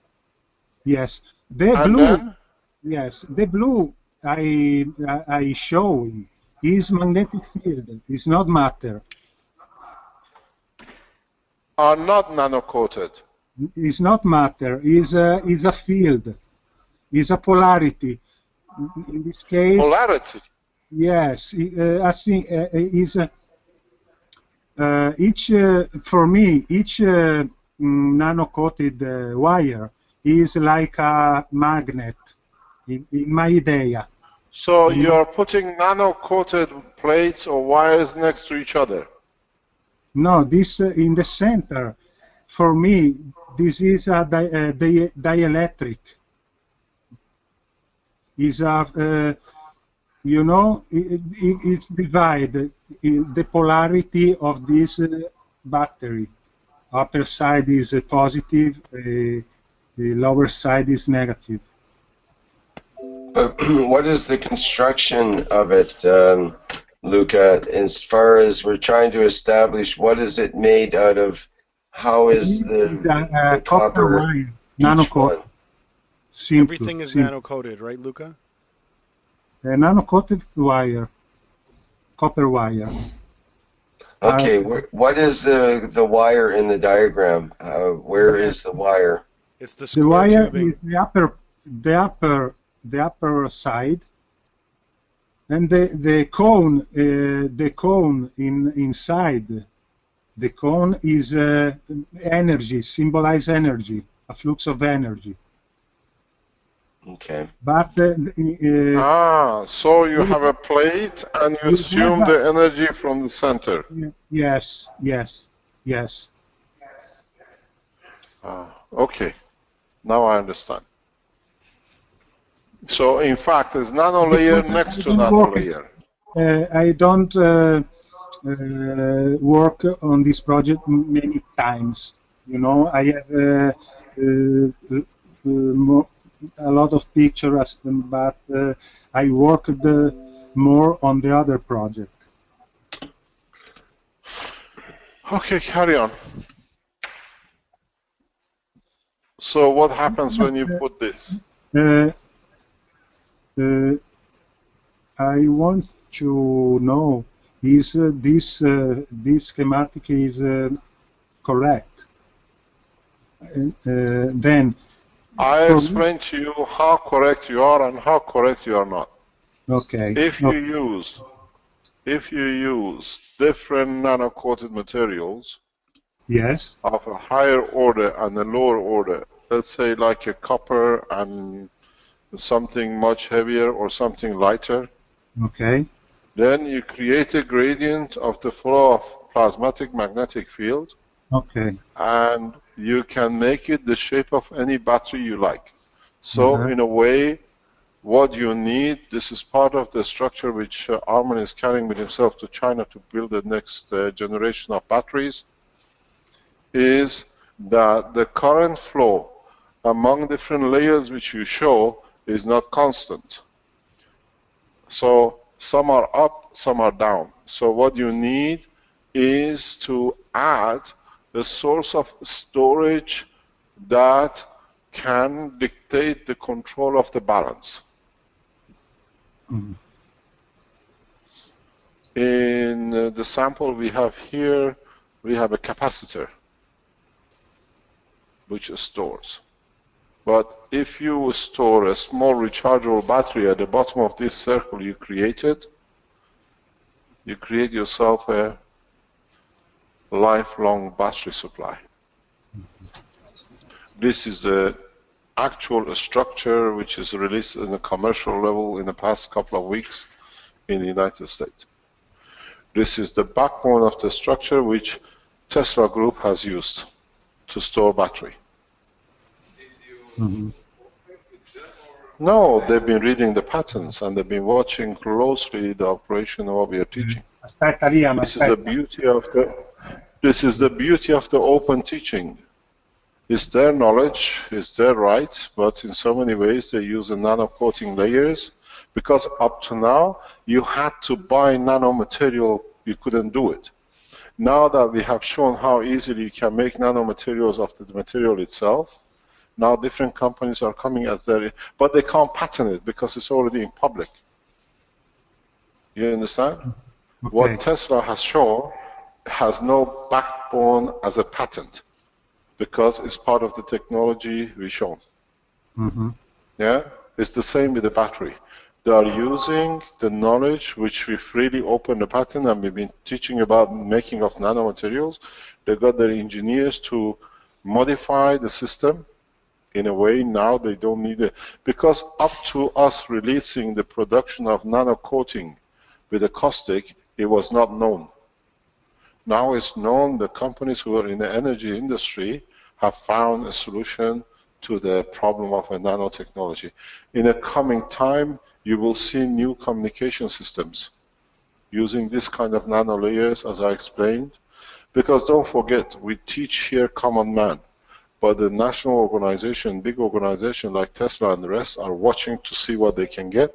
But they know if you open one of these batteries, you can put the design on the internet because there is no patent rights. Because the process has been shown on the internet. This process is shared with more than 2 people without the confidentiality agreement. You understand?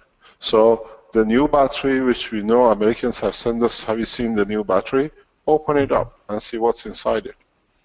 They use titanium nano coating layers. They use all sorts of nano coated, high level, low level, that it creates transfer of energy.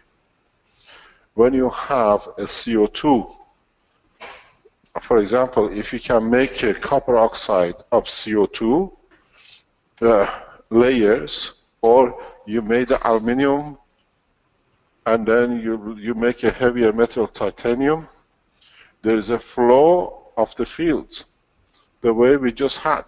So you create a current.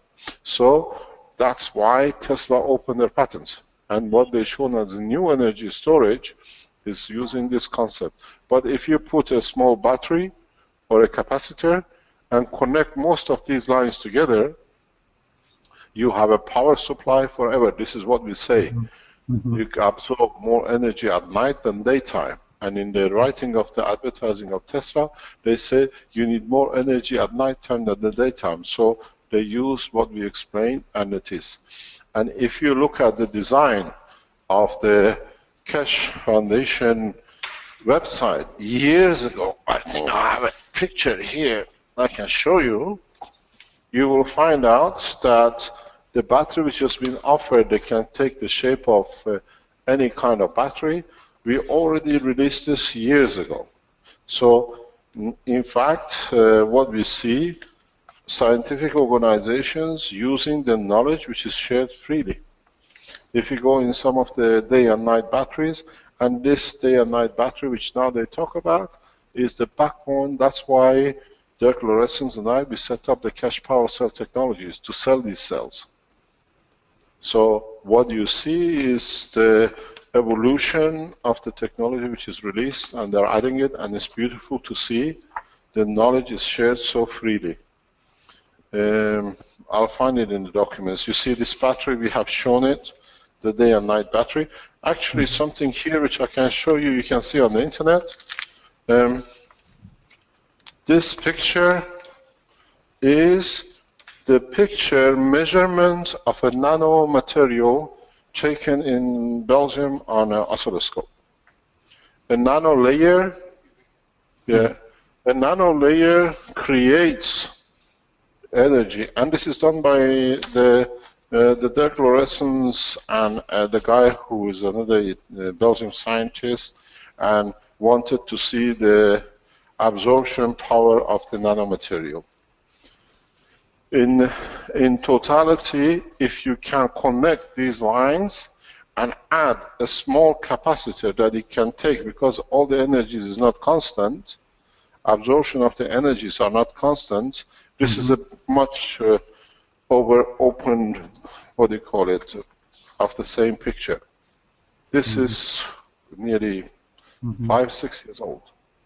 It was taken on the coastline of Belgium by Dirk and another Belgian scientist who was actually in the same problem as me because he was touched by Hans Brackenier. They tried to steal his technology from him. What you see, we open it, the new battery which is being released is the opening of the key of the using nanomaterial coated the way we have shown. Or you can do dismantle or scrape it off. This is what you see in the picture of the new battery, that the shape of the battery can be anything you like, is what we've shown over, this is on the Keshe Foundation website, nearly 4 or 5 years. So we showed that the battery as a reactor can take a shape of anything you like, that you don't need to produce new structure for energy unit. So what you've seen in America just been released is the addition to the technology which has already been done, and we released it. Because nobody could understand how you could create a lasting energy system, how to store it. Now you understand that the nano layers have the capability of absorbing energy from the environment, so your battery is actually scrounging for whatever decay material is in the system to absorb, to feed it back. It's a recycling process. Otherwise the energy doesn't come from nowhere. Even part of the energy in nano layers comes from the decay of the copper inside itself. Because copper decays, we know, has a life expectancy of so many years, half-life. So the absorption is so perfect, yeah, that your actual container creates a gravitational magnetic field for the environmental energy. Is what they call environmental scavenging. So the new battery, we congratulate them. It's beautiful to see. The knowledge has been transferred fully. They put their scientists doing it the way we are developing the other sides. And as I said, now it's become collective, and we see the fruit of our work in commercialization by big industries. Open a Tesla battery. Open these new batteries and see what's inside. You will find it's nano layers and it's nanotechnology the way we released it. No more. And if you scrape it and convert your nano layers to a GANs, and then from a GANs into nanoparticles, the way we explained yesterday by adding like vinegar or whatever, now you can make ceramic composite of nanomaterials for the first time. This has a huge energy capacity. We are using this technology now in conjunction with Fukushima for absorption of huge energy on the reactors. Now you know what's happening in Japan. The conversion of the absorption of huge energy in reactor number 1 is part of the creation of the ceramic in this form but in a specific shape. It absorbs all the fields of radiation, so they can use the heat but no radiation, and Fukushima reactor 1 and 2 soon will be safeguarded this way.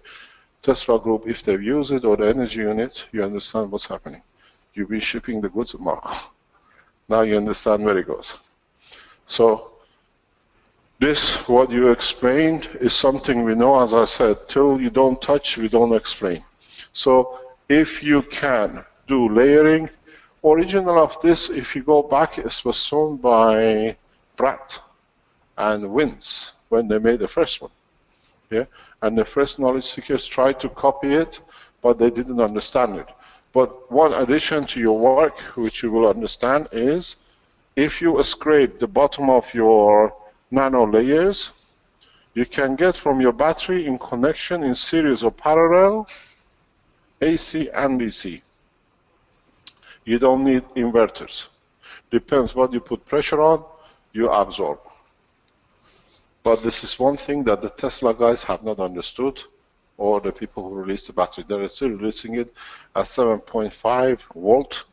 So if you add, I think 3 layers gives you 2.8 volts. And if you add numbers, but when you make these at home to create a free energy battery for yourself, try to put a small rechargeable battery at the bottom. Because when you're not using it, the battery gets charged. By the time you drain it, the rest of the cells start asking for it. You can't just run a nano layer on its own, because extraction of the energy from the environment can be stored to the level you need. So you can make a small battery and put it in your laptop, and has energy to charge a laptop for 10 or 12 hours, whatever you need to use it. But while you're using your laptop, the nano layers are feeding and overcharging back again. So in fact, you can run a laptop for eternity. You never need to charge it. These batteries from the Keshe Foundation will be released, and that's why Arman is traveling to China this week to start the commercialization of it. But then you have an AC and a DC version of it, and it'll come through Sohail from the, what do you call it, Omega Quantum store. You will be able to buy it. We do not compete or try to go parallel with anybody. We just taught the technology. Now we put it in a process that from the incomes of it, the Keshe Foundation can benefit it to further the research. So now you understand what you showed, as the other colleague of ours showed us the other part of the understanding.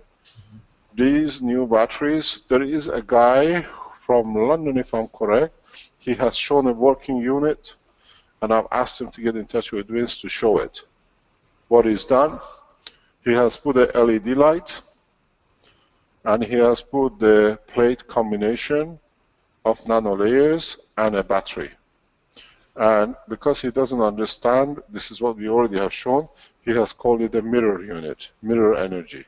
But in fact, what it does, the LED uses as much energy that by chance, with this unit, the plate absorbs enough energy to keep the battery charged, that the battery can keep the light going forever.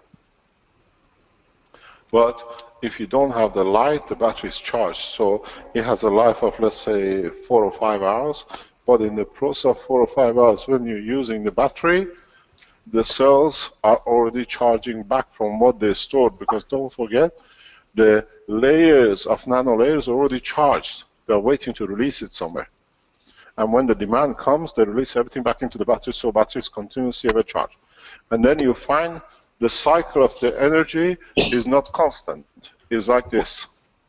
With a battery, you store whatever is needed.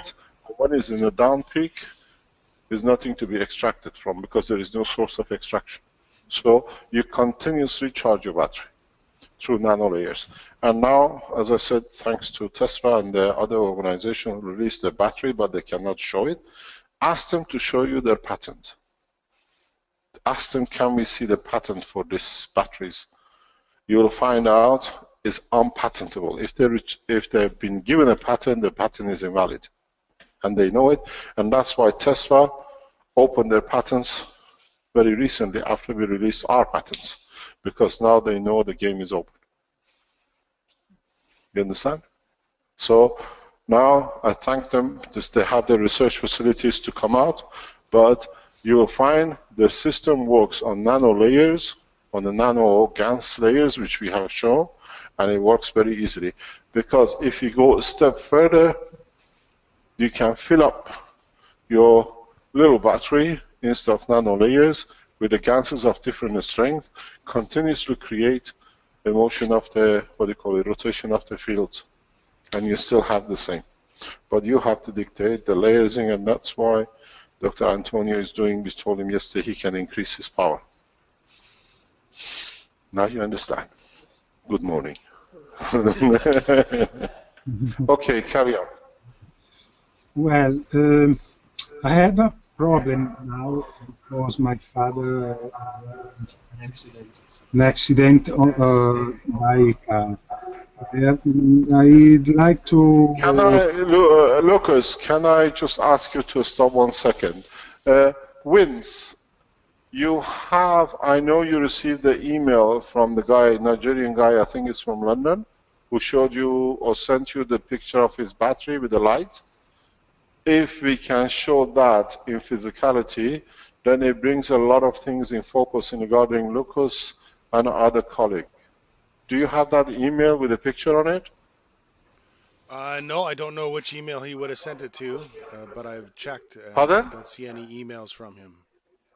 You know which one I'm talking about? I think so, but I don't see anything. Yeah, it's a LED. I think it's a green LED light with a nano layer in between and a battery on the end.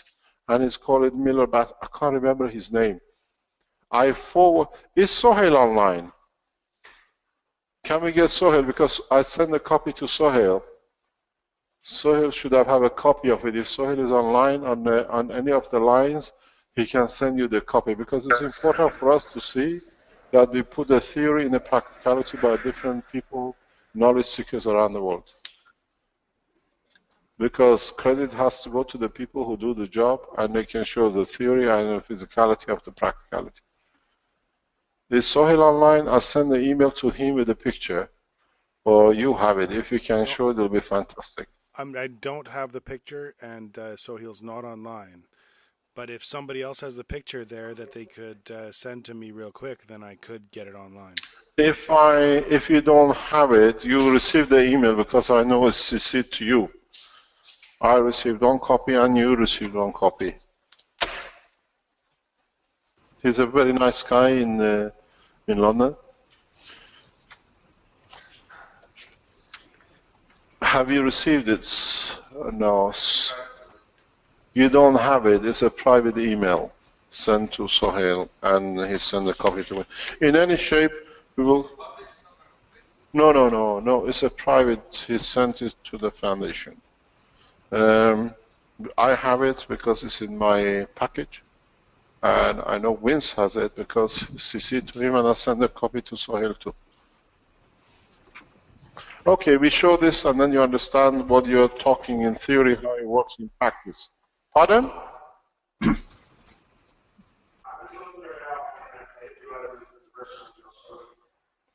You found it?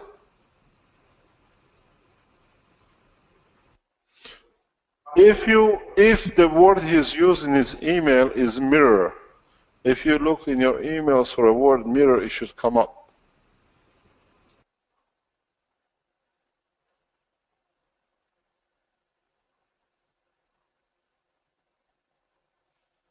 Have you seen it? I haven't seen it. Okay, it doesn't matter. I'll send it. We can show it in the. Pardon? Okay, it's a LED light with a battery and a single connection line. So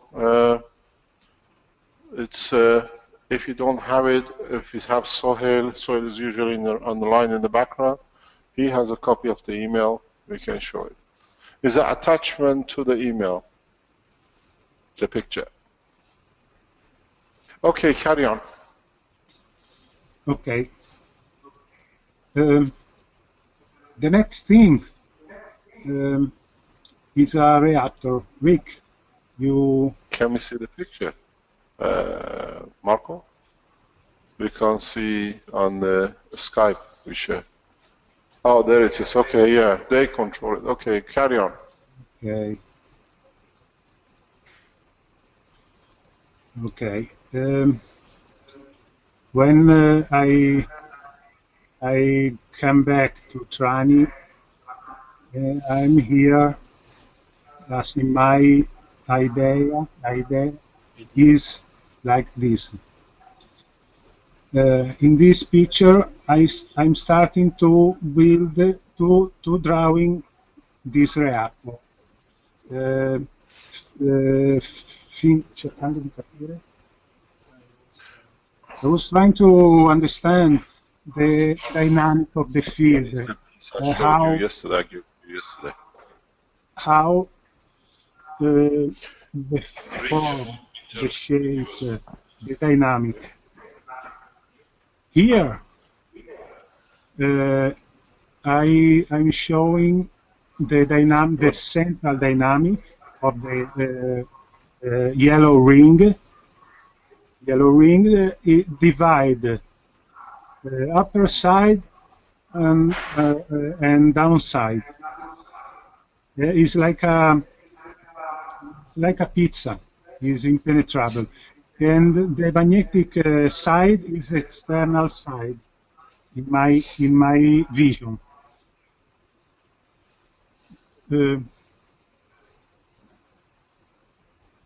Okay, can you? In this picture, I show the yellow is the border of the. Yeah. You'll see okay. it too. Facebook, it's public. Okay, put it on. That's what it is. We show it now. Okay, this border is rotating.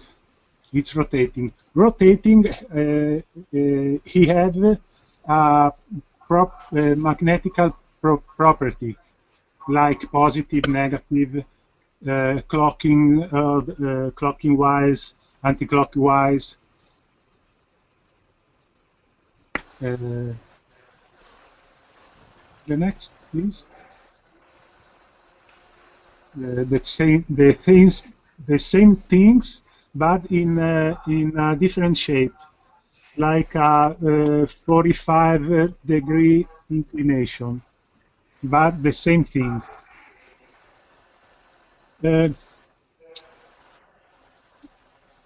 Here, I show in the center a field rotating counter in opposite direction.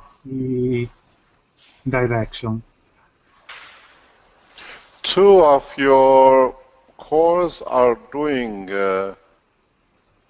clockwise, and one is doing. No, all three are clockwise. All three are clockwise, and the center is anti-clockwise. Anti-clockwise, the top reactor, you mean? No, this is the center of this dielectric field. You mean the free plasma? Yeah. No, the more picture, please. Yeah. Okay. Yeah. You understand? The tree Yeah, yeah. down side, it's rotating in a clockwise direction, but in the center there is a come si chiama? Spiral, a circle in anti-clock direction. The field I want to show here, the field because like equilibrium, playing equilibrium, these four rings can unite, can attract each other, it form a sphere. In my opinion, can be the free plasma. This in this configuration, the polarity is upside downside. You know, when he closed, it became inside outside. If you can show more picture, inside outside, more picture. No, this picture is inside outside configuration. It's not more upside downside. This is my understanding. Up down downside, upside downside. The more inside outside, and down free plasma formation. Okay. More. Set it up on that camera that you can show. The system become more equilibrated. Set the table. In this phase, and polarize. This is polarized. In the center, collect the energy of the upper side and the down side, collect and growing. Armin, do it here. Do it here. Growing.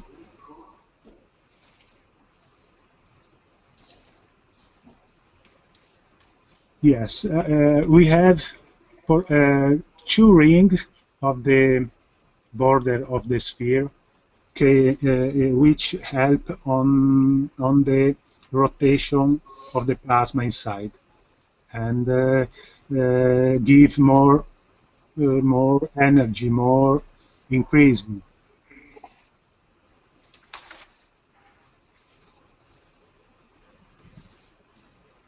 And in the center, the master plasma can formate. That's okay. What Armin is going to show you, if we can, you have to change it. I think Armin, you have to come a little bit further out, so we can see it. No, you have to come in this way under the cover. Yeah. Okay. What we're going to show you, if we can do it. Are you there? I don't see. Okay. Can you go share camera?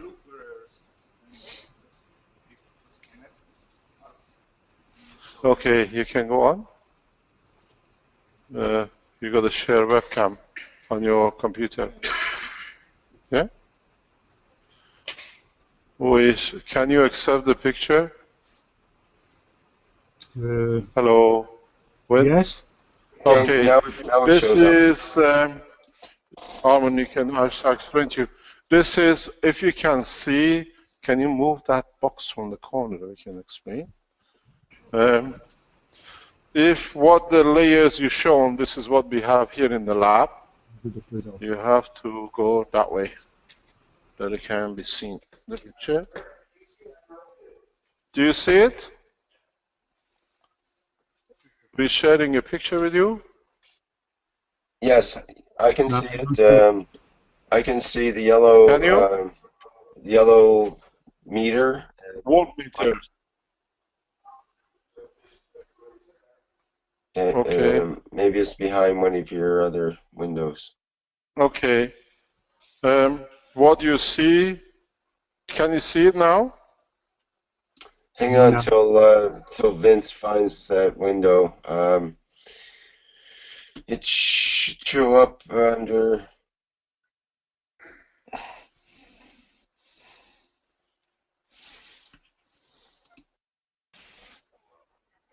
Okay, you're good. So going back in what you were showing and we spoke about the battery, this is a nano layer with copper coated with a zinc inside, magnesium, sorry, in between, is connected to a capacitor you see at the end. This was built about 6-8 months ago. Yeah, it's whatever we keep, whatever we make, we always keep. And if you see, it's keeping a constant 0.036 volts in the capacitor in this structure.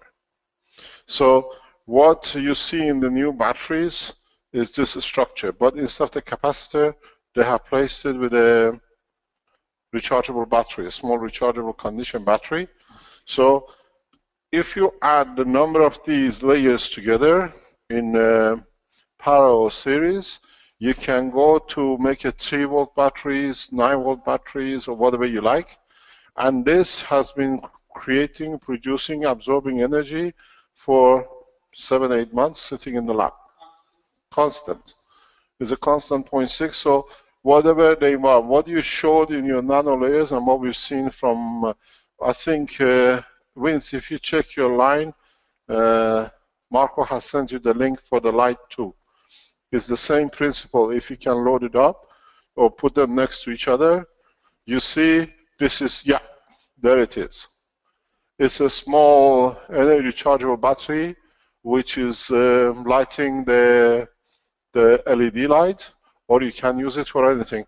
And this is what the structure which is shown now by the new battery in US, and part of the absorption of the energy in a plasma condition in nano layers by Tesla. Now you see it. You said show us something you can feel yesterday. Now you see it. Now you can believe it works. So this is evolution in the energy production. So that's what I said. These companies like Tesla and the others cannot and should have not received the patent because it's really shared in technology freely. They should have shared it freely, but they have the right to commercialize it to the benefit of their own company. And in time, a more complicated structure of this will be shown and commercialized by the Omega, what do you call it, Quantum, the commercial side of the Keshe Foundation in lighter industry. And then when we go to the heavier side, we'll go to Mr. Hui and the other side of the Keshe Foundation industry in China. So we don't share till you are ready. Now they commercialize. We show how they've done it. I congratulate them, but this is what they've seen. They have the scientists they put behind it to commercialize it very fast. And they thought we are stupid, we don't know what to do. But now we wait till everybody does it now. You don't need, and the price of these batteries should not be much because it doesn't cost more than $2 or $3 to manufacture a proper one. And most of these should be carrying a microchip, or as we've seen in Elector years ago, if you go to Electro magazine, is that because of the natural process of absorption of the energy in nano layers, you do not need any control system, because by the law of the nature, the system takes what it needs and delivers at the point of demand what is needed to be delivered. You see there, we're restoring, stays, we can recharge it, but if you put a number on, while one is discharging, the other one is charging, so your battery constantly stays at full power. The drop in the voltage on the left-hand side on the voltmeter is because of the circuitry inside the system, inside the voltmeter. So it's draining it. But if you put in numbers, the same supply stays. And this is what is being commercialized now in the state, and you can do it yourself. As usual, we'll give you how to make the CO2 kit. If you don't like it, you can buy it from us, or now you can buy it from the others. But if anybody has a link to this company who's commercialized a battery, send them these pictures and presentations. So, and send one to the patent company, which has issued them a patent if they have. This has been on the market, it's been on the internet for over a year now, 8 months, 9 months, and is not patentable. Okay, carry on. Okay. Now you see the practicality in what you've shown in theory. We have it. So if you put these strings of what I call these nanolayers and codes in a 1 second, I'll find it for you. I can show it to you.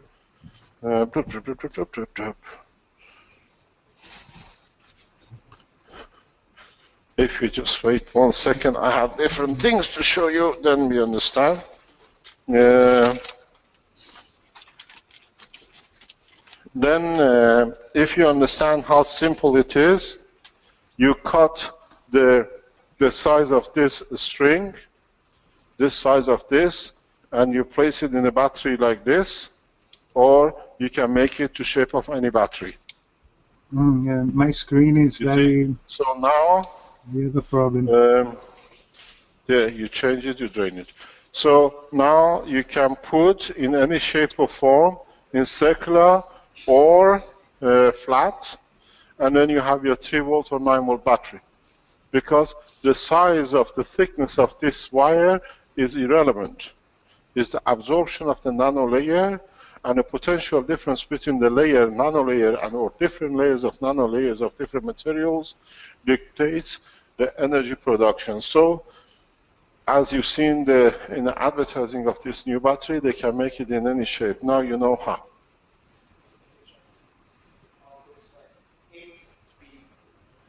What do you mean 8? It's 0.833, not point.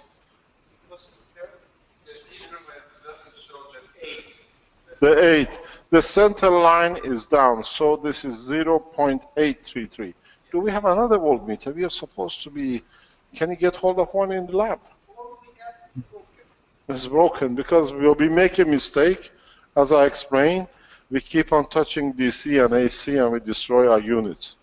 So, in fact, what you see according to Marco is 0.833, which is just under 1 volt. And that's what I said in there on the board. 3 of them gives about 2.8 volts.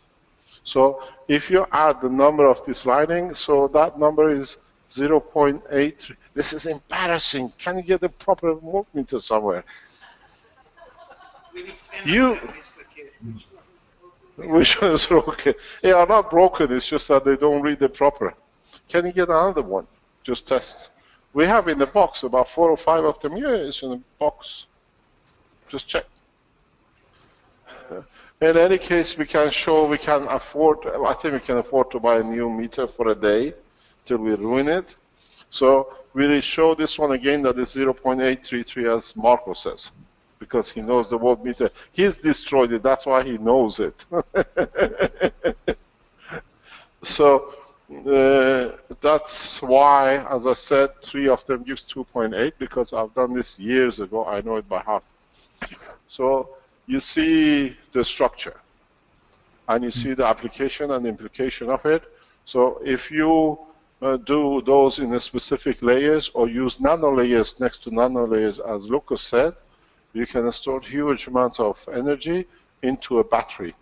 These batteries which they are selling, or the storage unit, has a rechargeable battery at the bottom. Tesla has made a small fault because they have connected it to a solar cell to store the energy in nanolayers. In fact, you don't need solar cells. There's an easier way to do it. And if they get in touch with us, we show them how to do it. I congratulate them for translation of the technology, but they need a little bit more, they can do it. And in the coming time, we have an Italian plumber, if I'm correct, who's built up a system. He's going to be here in the next few weeks. We've seen his system, he's got to assemble it. And then we show the dynamic energy, what we saw the energy units with the flight system combined. So you will see the new version of the what we call the Italian energy flight system. He said he's coming here in June. He's coming here in June. Then he will explain it to you himself. So you see the application of the technology. Lucas and the other gentleman explained to us the theory of it. We have explained of it for a long time. Now you see the practicality of it. It's not just us who's done it. Other people on the internet. The picture you see on the right-hand side was downloaded from the Facebook. Am I right? Facebook on the internet. And now you see the parallel next to it. The only thing which you have to consider is the current flow in the plasma from one element to another. Then that dictates the power of your system. If you use matter and a plasma state GANs, you will have a different condition. If you fill up this container with the GANs as much as with the nanolayers and the metal, you will get a totally different proposition. So the next step is to mix the GANs, the matter, and the nanolayers together, and you see what you're going to reach. You won't get a short circuit, that's for sure. No, you don't get a short circuit. You get the rapid transfer of energy. Because you have to realize that as much as the nanolayers absorb energy from the environment, because of the superconductivity of the GANs, the energy transfer is instantaneous. No heat. No, because there is no motion. It's a field flow. So you can download up to megawatts and kilowatts if you get the right composition from a small battery. But you download in a plasmatic level. But if you're going to the bottom of the scale, if you're happy with the crumbs, you work with the volts and millivolts. That's what the system will give you. But if you understand the potential of the battery, the structure of the nanomaterials in conjunction with the motion of the GANs, then you have a super conductor battery, which not only continuously absorbs energy and transfers, because of the dynamism of the plasma, it creates a field flow around the battery, so everything gets absorbed. So it depends what you want. The sphere of the plasma increases. You understand? That's why there are superpowers. It's not just a theory. It's because you create a nanolayers of different structures. Now you're absorbing whatever comes in. You sink it in the GANs material of the right order. The GANs material is superconductor, so it gets the magnetic field flowing, and then you create an environment around it. So literally you create the favorite word of Stephen Hawking, a black hole of energy. Everything comes in. But that's all it is to do. I think you can go to the ceramic or a dynamic GANs state, and then you absorb huge energy. These power cell units can produce in kilowatts. No? Maybe in the storage we have, because we haven't opened all our equipment which came from the Sensano. Other voltmeters are in the other packages. So we can afford to buy one. Maybe this afternoon we'll show it. Do we have enough money to buy a voltmeter somewhere? To buy a voltmeter. So we'll show it this afternoon. Carry on, Lucas. Thank you for each way your explication is very enlightening, you know. And are things for me important to achieve for all of us, because life is this. We must to help each other.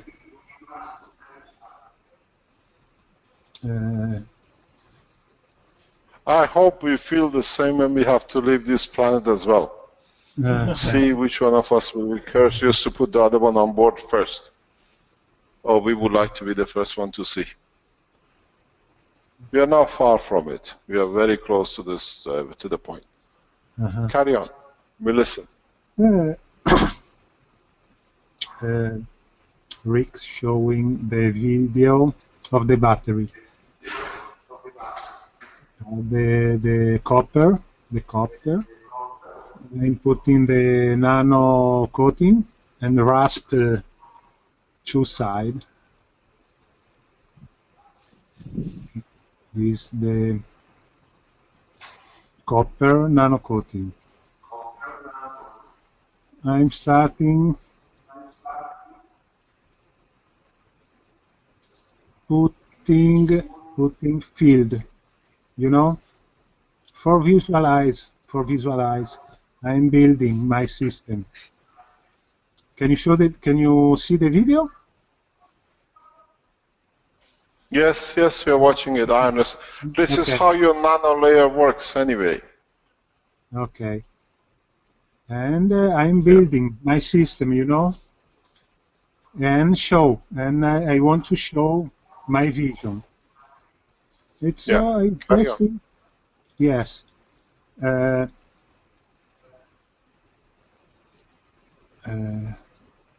Wait. Here I show the central part of when the different polarity came together, and this provoke a repulsion in the dielectric field. You don't create a repulsion because you have created a dynamic structure. What energy comes in has to go out. Yes. So you create a plasmatic magnetic gravitational field flow. Plasma systems, especially nanosystems, are totally dynamic. Yes. Part of this, what you're showing us, was built in a very primitive way with 3 capacitors by one of the knowledge seekers last year. But it was not understood because the target of the man was to kill, not to serve. And he disappeared. But part of the structure is still there. We'll show it in the future. The 3 large capacitors are there, continuously absorb. And somebody's asleep. Good morning. So the flow, if you can separate the flow, create a flow in a capacitor condition, is a dynamic because of the condition of the plasma of the GANs. Carry on. I think if Rick goes through the archives, he can show those. It's like 10 or 12 bottles next to each other with a large capacitor at the top of it. Carry on.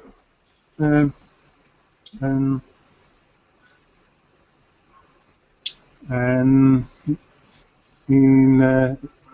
I put in this moment the cover with plastic. If I remember, the first is plastic. When aluminium, copper, nano coating. Sorry, it's from us. It's my microphone. The nano coating layer and copper, but this part I have to understand more. I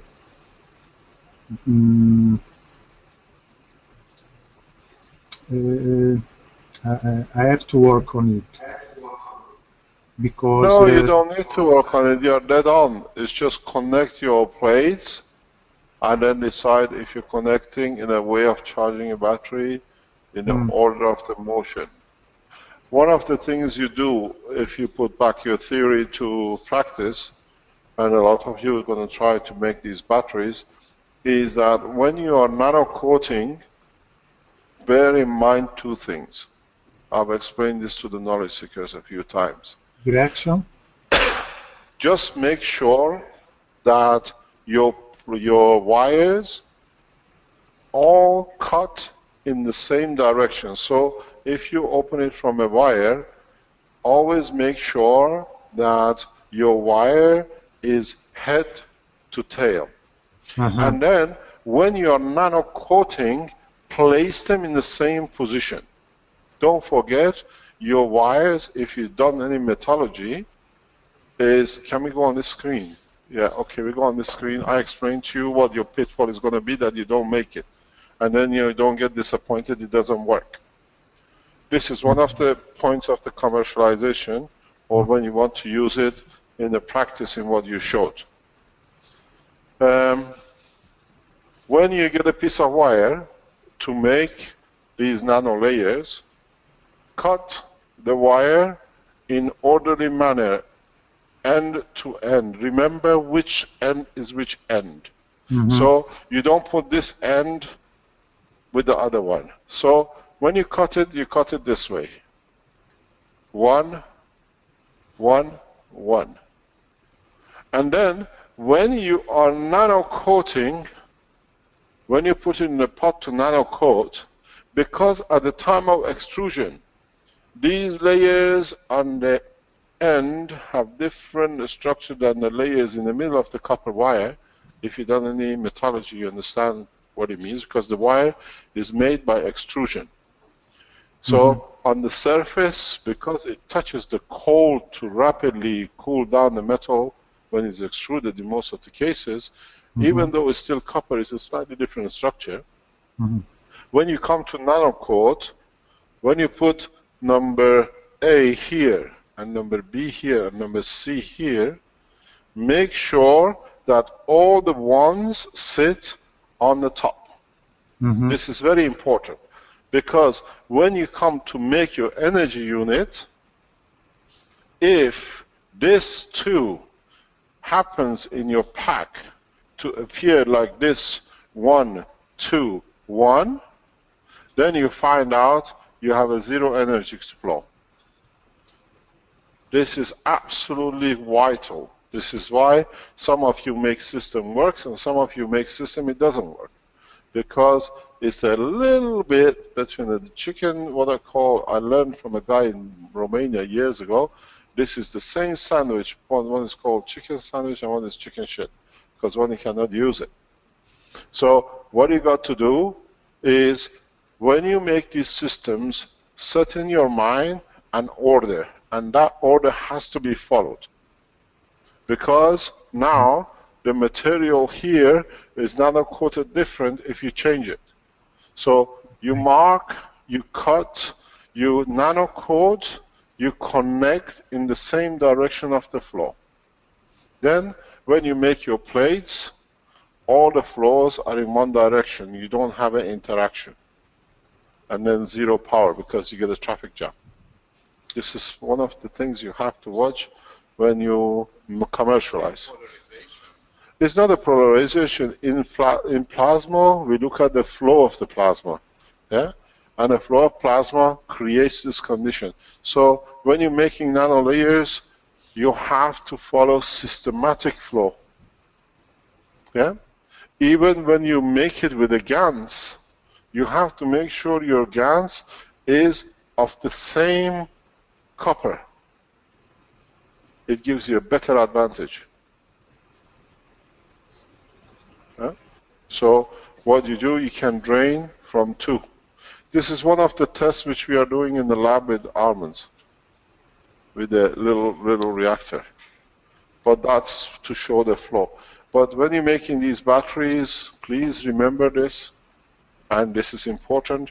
And then the other thing which you do, when you take the plate out, make sure you still wash them in the same procedure. Do not use your fingers to touch them, because then you block the holes of the absorption of the energy. And then what you do, if you're very, very, very clever, you make your connections with the nano copper wires between the plates. then you transfer only DC. If you don't do and you cut it, then you transfer DC-AC and you see the system doesn't work. It's just that we all make the same food, but one is tastier than the other one because one follows the rules. And this is one of the rules of making these kind of energy systems. Understand the totality. Even when you're making, you have to wash the plate in the same direction that you take the caustic out, because if you leave the caustic on, two things will happen.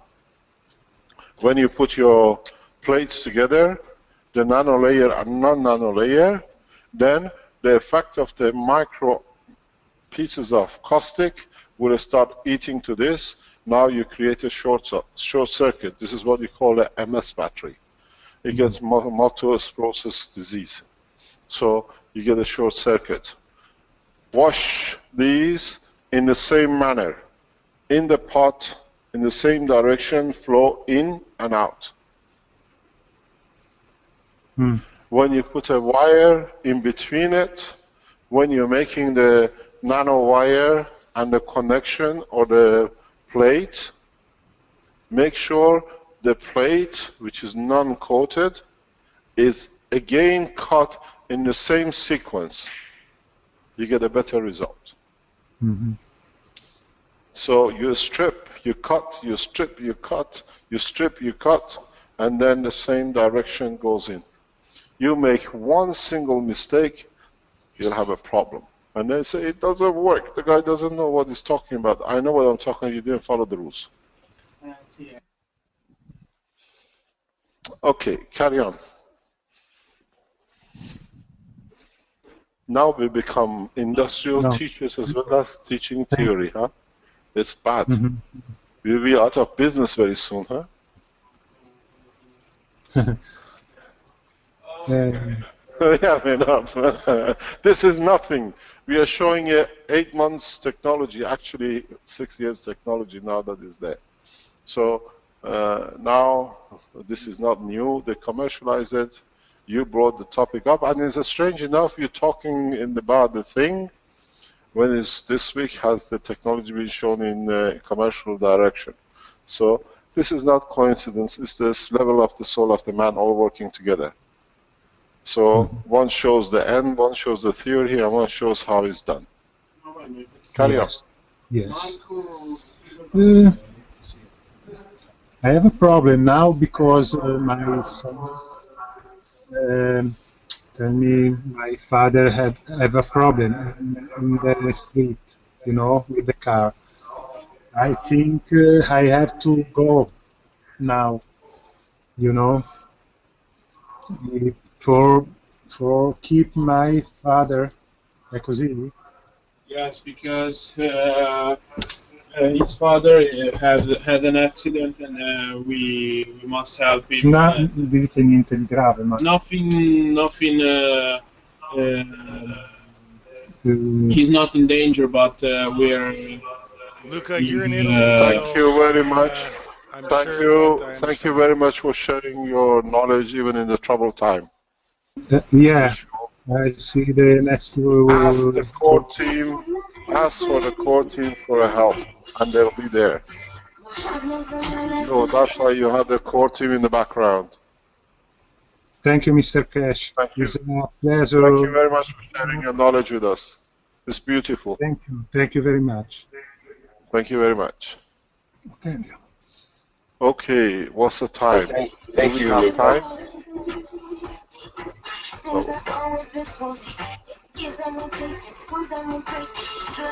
Nine. Oh, it's okay. We can always stop. Rick, You want a longer lunch? background music going on there. Is there's somebody playing music in the background? Rick, you have some background music playing in there. Okay, is there something else to share knowledge, or do we stop? It's about 3 hours, so I think we stop. Okay, that's good for me. Rick, are you able to talk now? Are there any questions? Because I think Marco wants to ask a question.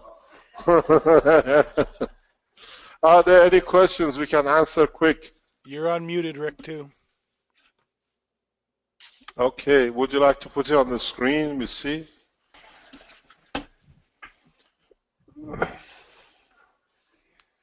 Control mission at Vancouver.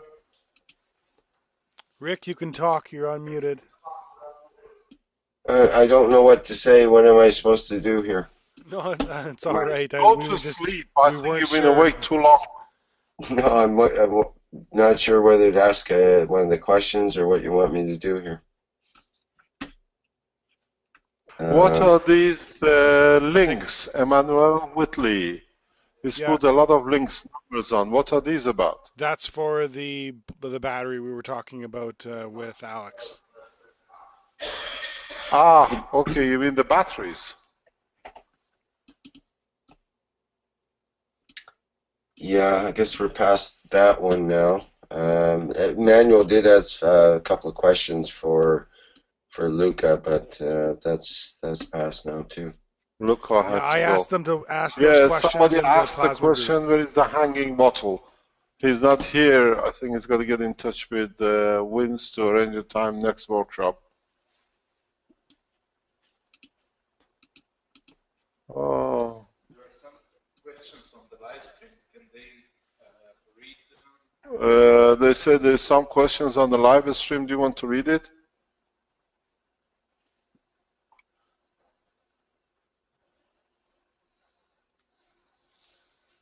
Rick, do you see the questions on the live stream? It says, I have copper plates and I do not know how they were cut out. Can heating the metal make them the same direction? Not really. This is part of the extrusion which happens at the process. This is by experience. Some people do and we don't get energy, some we get the same. But the optimum energy, this is what I have found out over years making these things. And please do use a glove. Don't use a free hand when you're touching the materials and even nanomaterial. Are there any other questions or shall we go to sleep for lunch? It's siesta time. Yeah, I think it's time for lunch. Time for lunch. Okay, you go for dinner and we go for lunch. Thank you very much, Quebec. We'll meet at 2 o'clock our time for the workshop in the afternoon. Okay, that'll be in about an hour, is that right? It's about 2 hours, isn't it? Oh, it's about 12 o'clock. Okay, good. 2 hours. Okay, thank you very much. Thanks, Rick. Thank you, Vince. Okay, thanks, Mr. Keshe. Thank you very much for everything. Okay. Okay, we meet in 2 hours. Thank you indeed. Bye-bye. Okay, so ends the 60th Knowledge Seekers Workshop of the Keshe Foundation Spaceship Institute at the Spaceship Institute. And thank you everybody for attending.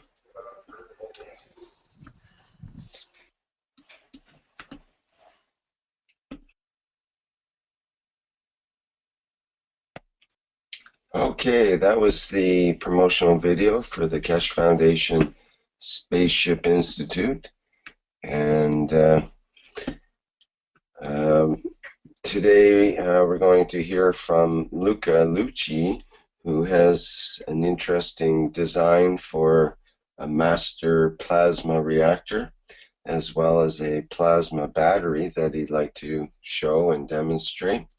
But first, we'd like to hear from Mr. Keshe and see what he has to say for today.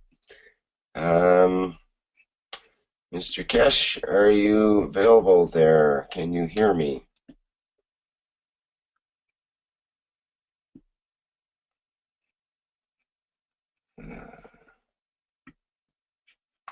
Hello, Mr. Keshe, can you hear me?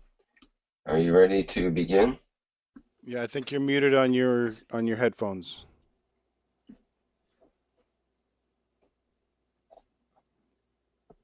Can you hear me? Yes, now we can hear you. Yep. Okay, now we're getting too many things at the same time. Good morning, good evening, whatever time you see and watch us as usual.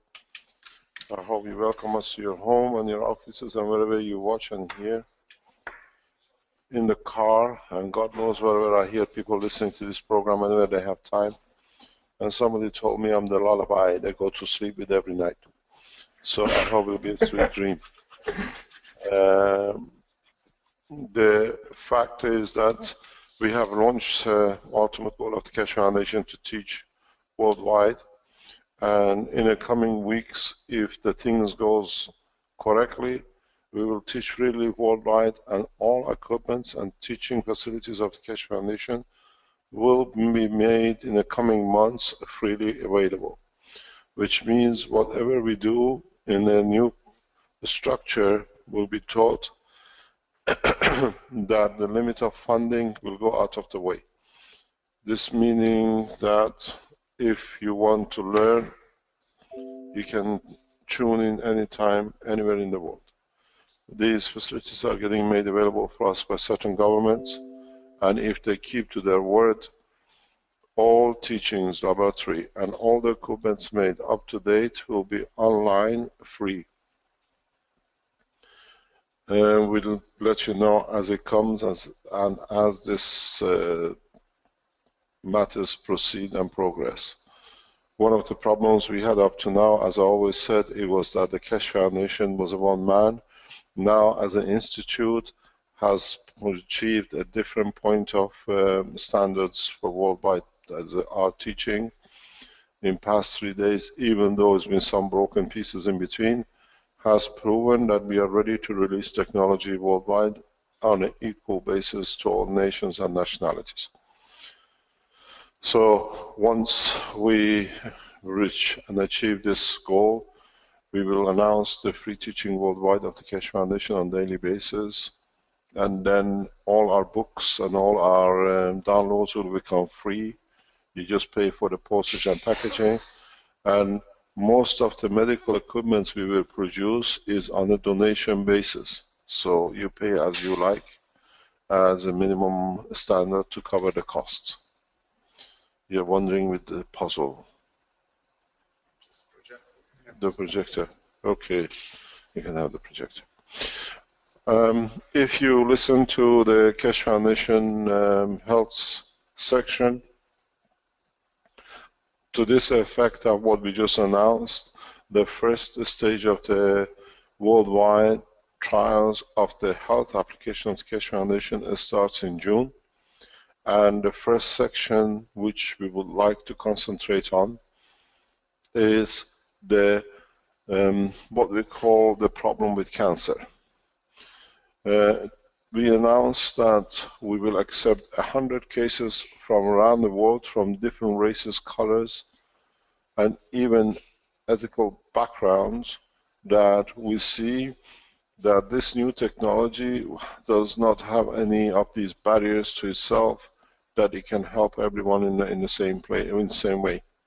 So if you suffer from cancer, or you know somebody who's suffering from cancer, we only accept 100 initial cases. These are all as part of just what I announced, will be accepted on a free basis, which means up to now, whatever you had from the Keshe Foundation Health usually was on a donation or by contribution. For these 100 cases, the Keshe Foundation supports the financial support of it, and we accept 100 cancer cases around the world. For us to be able to test the knowledge of the foundation on the health section, for the space technology, that in the space we can reach man without them physically being with us, that we can reverse different kind of diseases. Cancer is one of the best cases to start with because it's different and is random, and each condition is totally and absolutely different from the other. So in the space, as we come across different diseases, cancer is a good experience for us to see how we can reach it. For you to be able to reach us, that we can consider your case of the cancer or your loved ones or your friend or whatever, you send the request to cancer@spaceshipinstitute.org. We requested initially to send it to the health, but now as we decide different diseases and different problems, proton gets a membrane, the electron gets a membrane, and we get one around where we come in contact with it. That comes in contact with the Earth's environment. That's the bottom of our universe. And as we go, you get two hydrogen atoms come together. So now you have a pair of pairs creating a single skin around that. Now we're 2 nanolayers up. As we keep going, we get, every time you add a molecular structure, you get another skin. And it gets up and up and up and up and up. And that's how your body is created, from a single atom on up and up and up and up and up and up until it gets to the skin of your body. When it gets to the skin of your body, it goes to the next skin, which is the skin of the Earth. And then it goes to the skin of the solar system, goes to the skin of the galaxy, goes to the skin of the universe, and then starts over again at the next universe.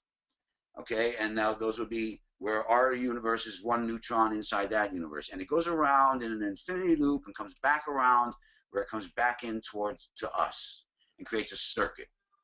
And at the same time, as it's making this branch, if you will, of nanolayers around one way, every time it comes to it makes a molecular structure, it also goes down inside, branching out into each atom. So like, for example, the hydrogen atom has got a proton and electron. So now this energy has gone down into the 2 universes. When it gets into either one of the universes, you'll have the same thing. The neutron divides, it becomes an electron and a proton, it becomes a hydrogen atom in there, and so on and so forth. And branches in, branches in, branches in, goes in to this one atom, in around an infinity loop, and that atom comes back out again as more energy, which creates another atom or more atoms in our universe, which starts the whole thing again, and it goes around and around and around. And I believe that that's what the Bible refers to as the tree of life. That would be the atomic structure, and the waters of life, which would be this flowing energy field. Right? And so that's the overall structure of the way I think the universe goes. But I did an analysis of this fractal where I took, imagine I have 1 fiber. So that would be, I have 2 fibers, the red one and the blue one there, right? So imagine that I'm holding the bottom of that red fiber with my, in the left hand or right hand. I'm holding at the bottom where it would get locked in at the nucleus.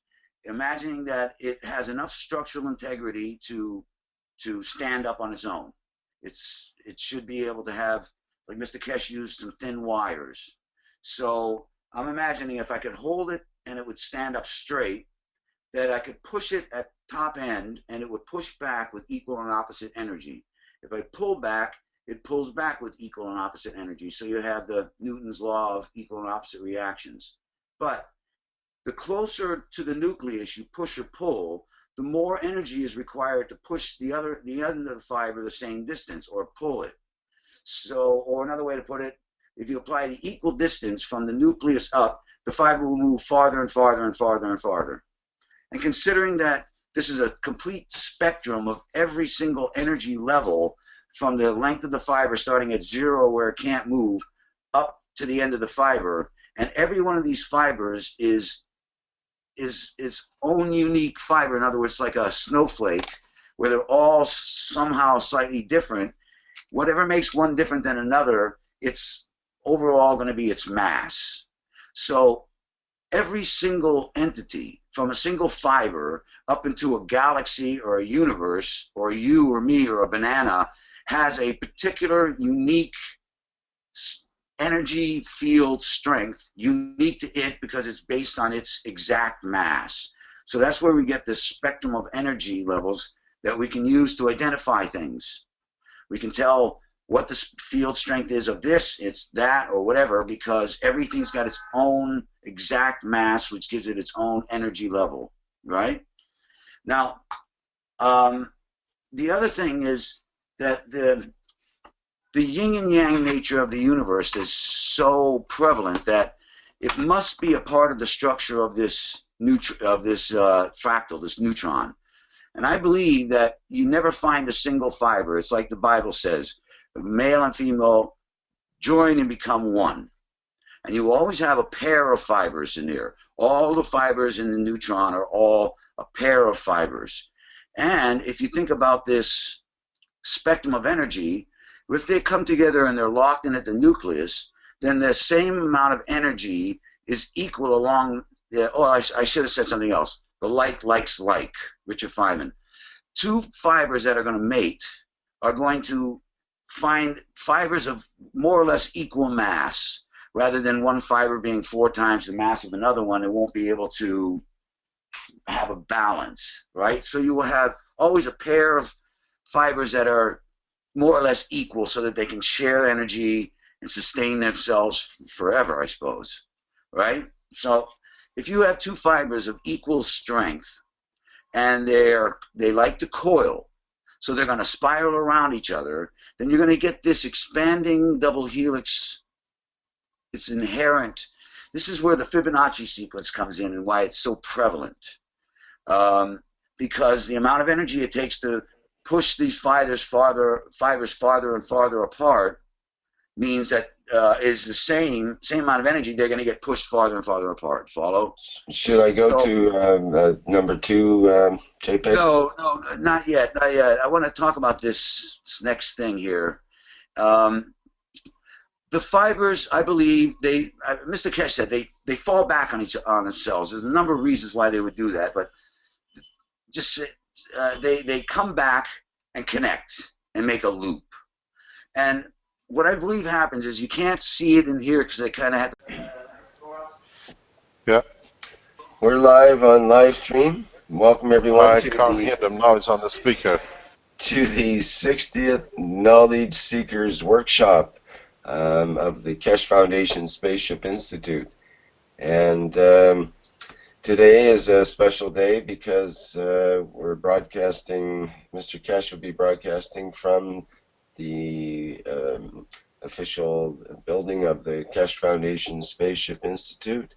And today we'll have our regular Knowledge Seekers Workshop and hear from a couple of other knowledge seekers, such as Luca Lucci with some of his designs.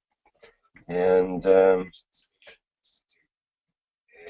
just a second here, mute this. Okay, so I'm going to start the workshop with the 5-minute promotional video of the Keshe Foundation Spaceship Institute learning institution. So let's begin with that.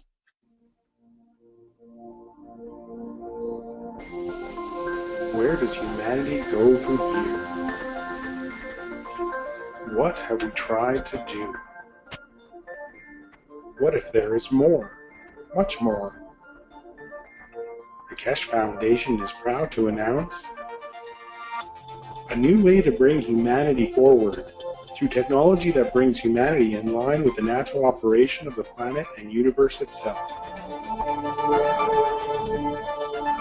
The new science and technology discovered and developed by the nuclear engineer Moran Keshe centers upon the use and control of magnetico-gravitational fields.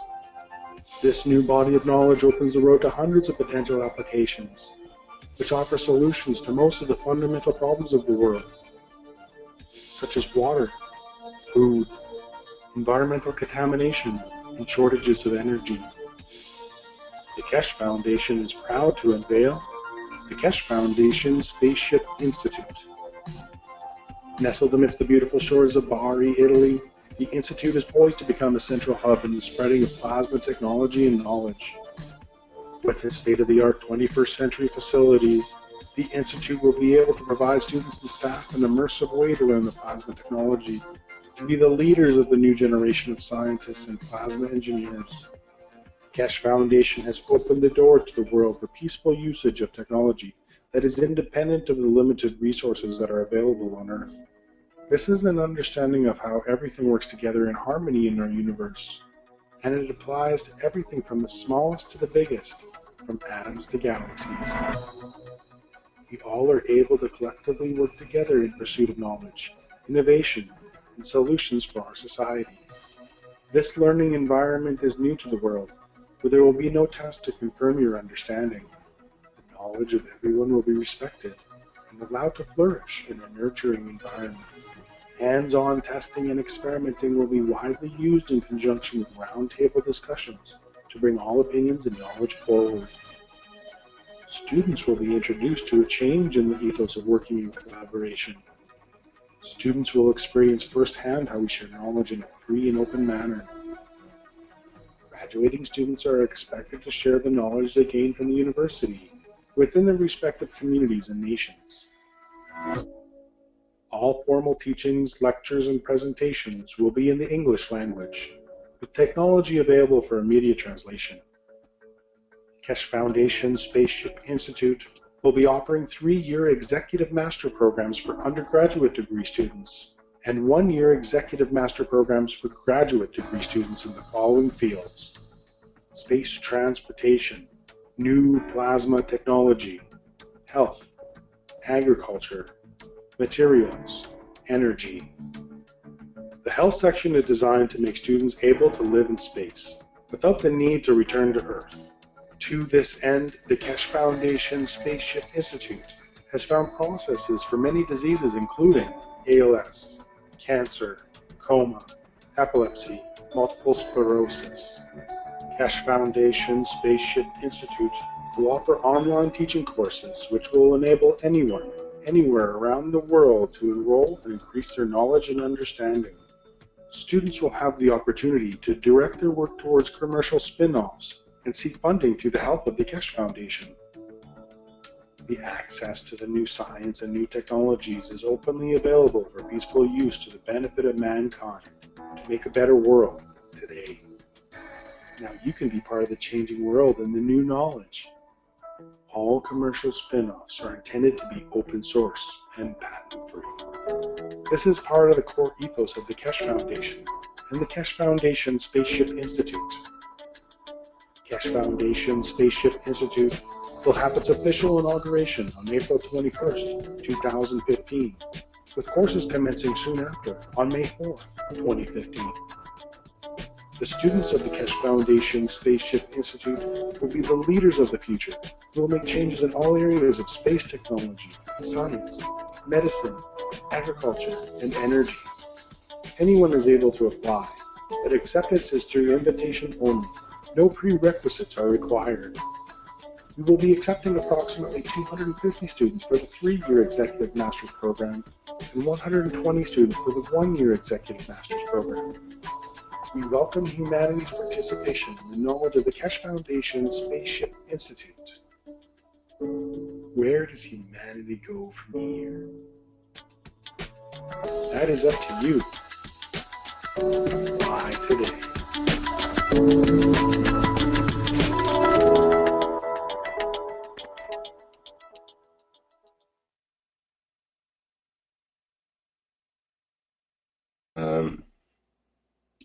Okay, well, we can just start here with what he calls the starting point, which is his first picture. Now, I know that Luca has been working on this reactor design for some time, and he's got a clear visualization in his head on the way it works. And being an architect, he's able to use a 3D CAD program. Okay, Luca says he doesn't understand, so we have to guide him again there, Vince. Can you help with that? Yeah, definitely. Sorry.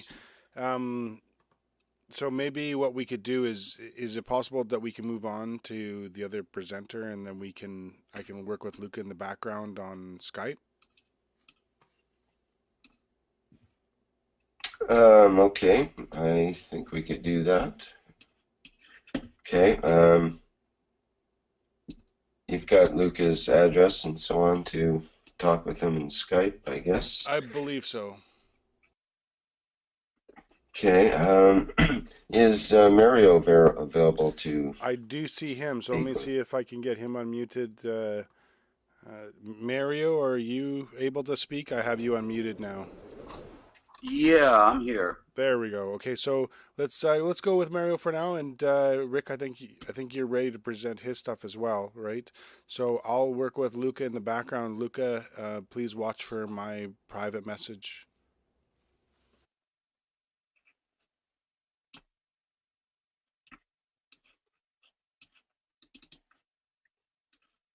Okay. Okay, is that okay, Mario? Are you okay to do a little presentation on some of your things here? I'll try to do this as briefly as I can. It's kind of the universe, kind of hard to It's hard to describe the universe in one sentence, isn't it? Yeah. Let's see I don't know if you can get that first picture up of mine. Yeah, just a second here. Yeah.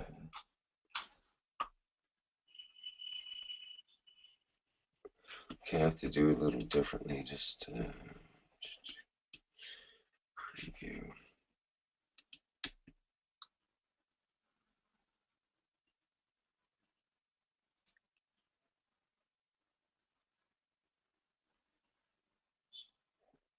Okay, there we go. Okay, I've got the your first.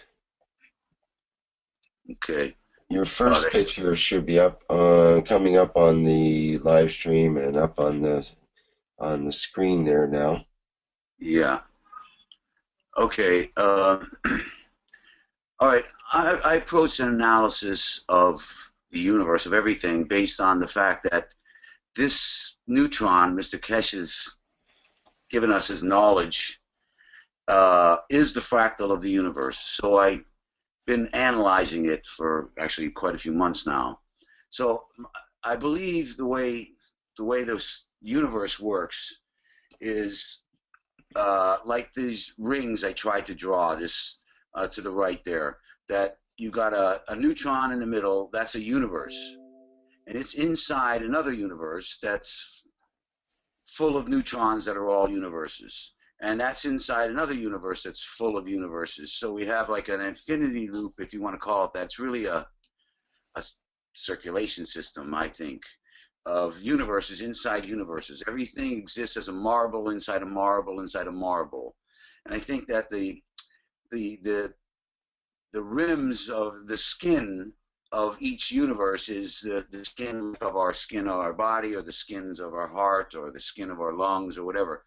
So that these are membranes separating a single body, basically. And you have neutrons inside of neutrons, inside of neutrons, inside of neutrons. And you have to think vertically, or out and down and in, as opposed to across, so that everything is a marble inside a marble inside a marble. Now, I was getting carried away to drawing these spirals. They're really hard to draw. And when I tried to draw, I was trying to draw an proton and electron, and I got carried away and drew the electron way too big. So, but it took me forever to draw these, so I just leave it. Imagine it's not the scale. There's are two neutrons there, but that's inside there. That's a proton and electron. A neutron is divided and become a proton and electron. When they come together, their fibers scrape and create heat and friction and light. And that's, I believe, what's happening in the atmosphere between the Earth and the Sun. In the atmosphere, there's a Coulomb barrier there where these fibers are scraping together, and they're getting locked into each other, and they're twisting into a configuration, and out flows the waters of life, basically. And so you have this energy flow at the same time as you have an atomic structure being created. And it goes up nanolayer by nanolayer by nanolayer, continually up until it gets out into the next universe. And it keeps going around and comes back around again until it makes a circuit. And I believe it works like this. You have one neutron that divides, creates a hydrogen atom.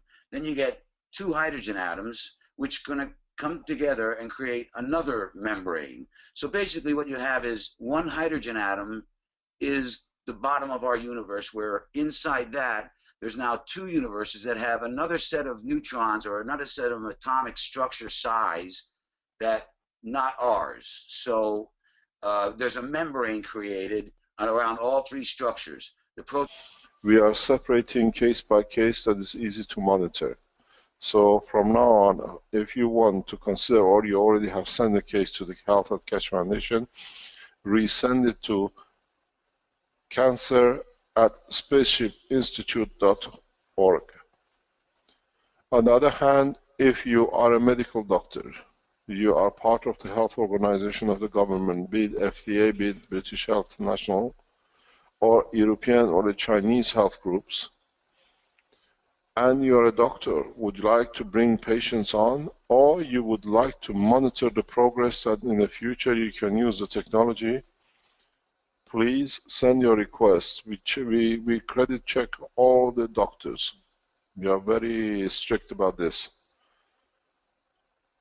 Doctors at the Spaceship Institute. This is very important. If you are a doctor and you want to monitor the cases of cancers which we run, and we check your credential, and if you are a credible and reliable doctor who are there to support your patients, send your request to be the monitoring team or bringing patients on to doctors@thespaceshipinstitute.org. This way, worldwide institutes, health authorities, and doctors can monitor the progress, the pitfalls, the successes, and what you see needs to be changed or added to be more successful in achieving health in space. This way, all nationalities learn at the same time, and as we are achieving and we are targeting to one nation, one planet, this way we all work together as one group, as one mankind, into space as one team. So it's the first time this is part of what we call one nation, one planet, and we make one nation without the heads of the states. And this is the first step. Your life depends on it. Your doctors, you can contact us. We put you, and this progress will be made that every doctor can monitor every case which is considered. So we do not allocate doctors to patients. You can all monitor every single patient as doctors. Facilities can be made in the background by our people that you will be given a special access, and then if you might see something we don't see or the other doctors see, and we can bring it in, or even if you're a pharmaceutical, join us to monitor it. Maybe you can use it to keep the employment at your offices once the new present medicine or other ways of defeating cancer becomes obsolete by the use of this technology. At least you can support your own people and your employment and the profit for your companies. But at the same time, Keshe Foundation team in China will proceed with manufacturing of any systems which we release. So we are not in competition. We make sure we keep the competition on equal balance around the world. We will consider a new disease for the month of July or August. The first month will be some teething problems. We have allocated 20 of these 100 seats directly to Chinese and Chinese nation only. We've done this because the manufacturing cost and manufacturing development will be done in China by Mr. Huai. So they need themselves to have a direct access to all the data, and people locally, if there is need to be doing tests on physical bodies or whatever. On the other hand, if you are a member of any health organization monitoring group, we invite you to become part of this panel, because you understand the rules and regulations of your country, your area of this planet, and that allows us to work within the legal frame of each nation. And we thank you for the cooperation. On the other hand, we carry on with our teaching as usual, and today we are students. I know there are a number of things which Rick has explained. We sit and we learn. As usual, we learn better when we listen to the people who come up with the new ideas. Rick, would you like to take over and we listen? Okay, thank you, Mr. Keshe. And Can you put the speaker on? Hello? Hello? can you hear me? Hello? Testing? Yeah, we can hear you Okay. now. Good. Okay, Mr. Keshe, thank you. Yeah, I can help guide some of the conversation here with Luca Lucci to start with. And let me see if I can get that up on the screen here. Luca, Luca, are you on the webinar there? Can you speak, please? I know he has a little different arrangement. Hello? Yeah, so I just took a quick look at his settings that he still hasn't entered the PIN yet. So Luca, there should be a PIN that you need to enter to be able to speak, and then I can unmute you and you can speak through your phone. It looks like you're just working through the web right now, or you can change if you have a headset under the audio to mic and speakers. Then you should be able to use your headset and speakers instead of your telephone. Okay, I hope that was clear to Luca.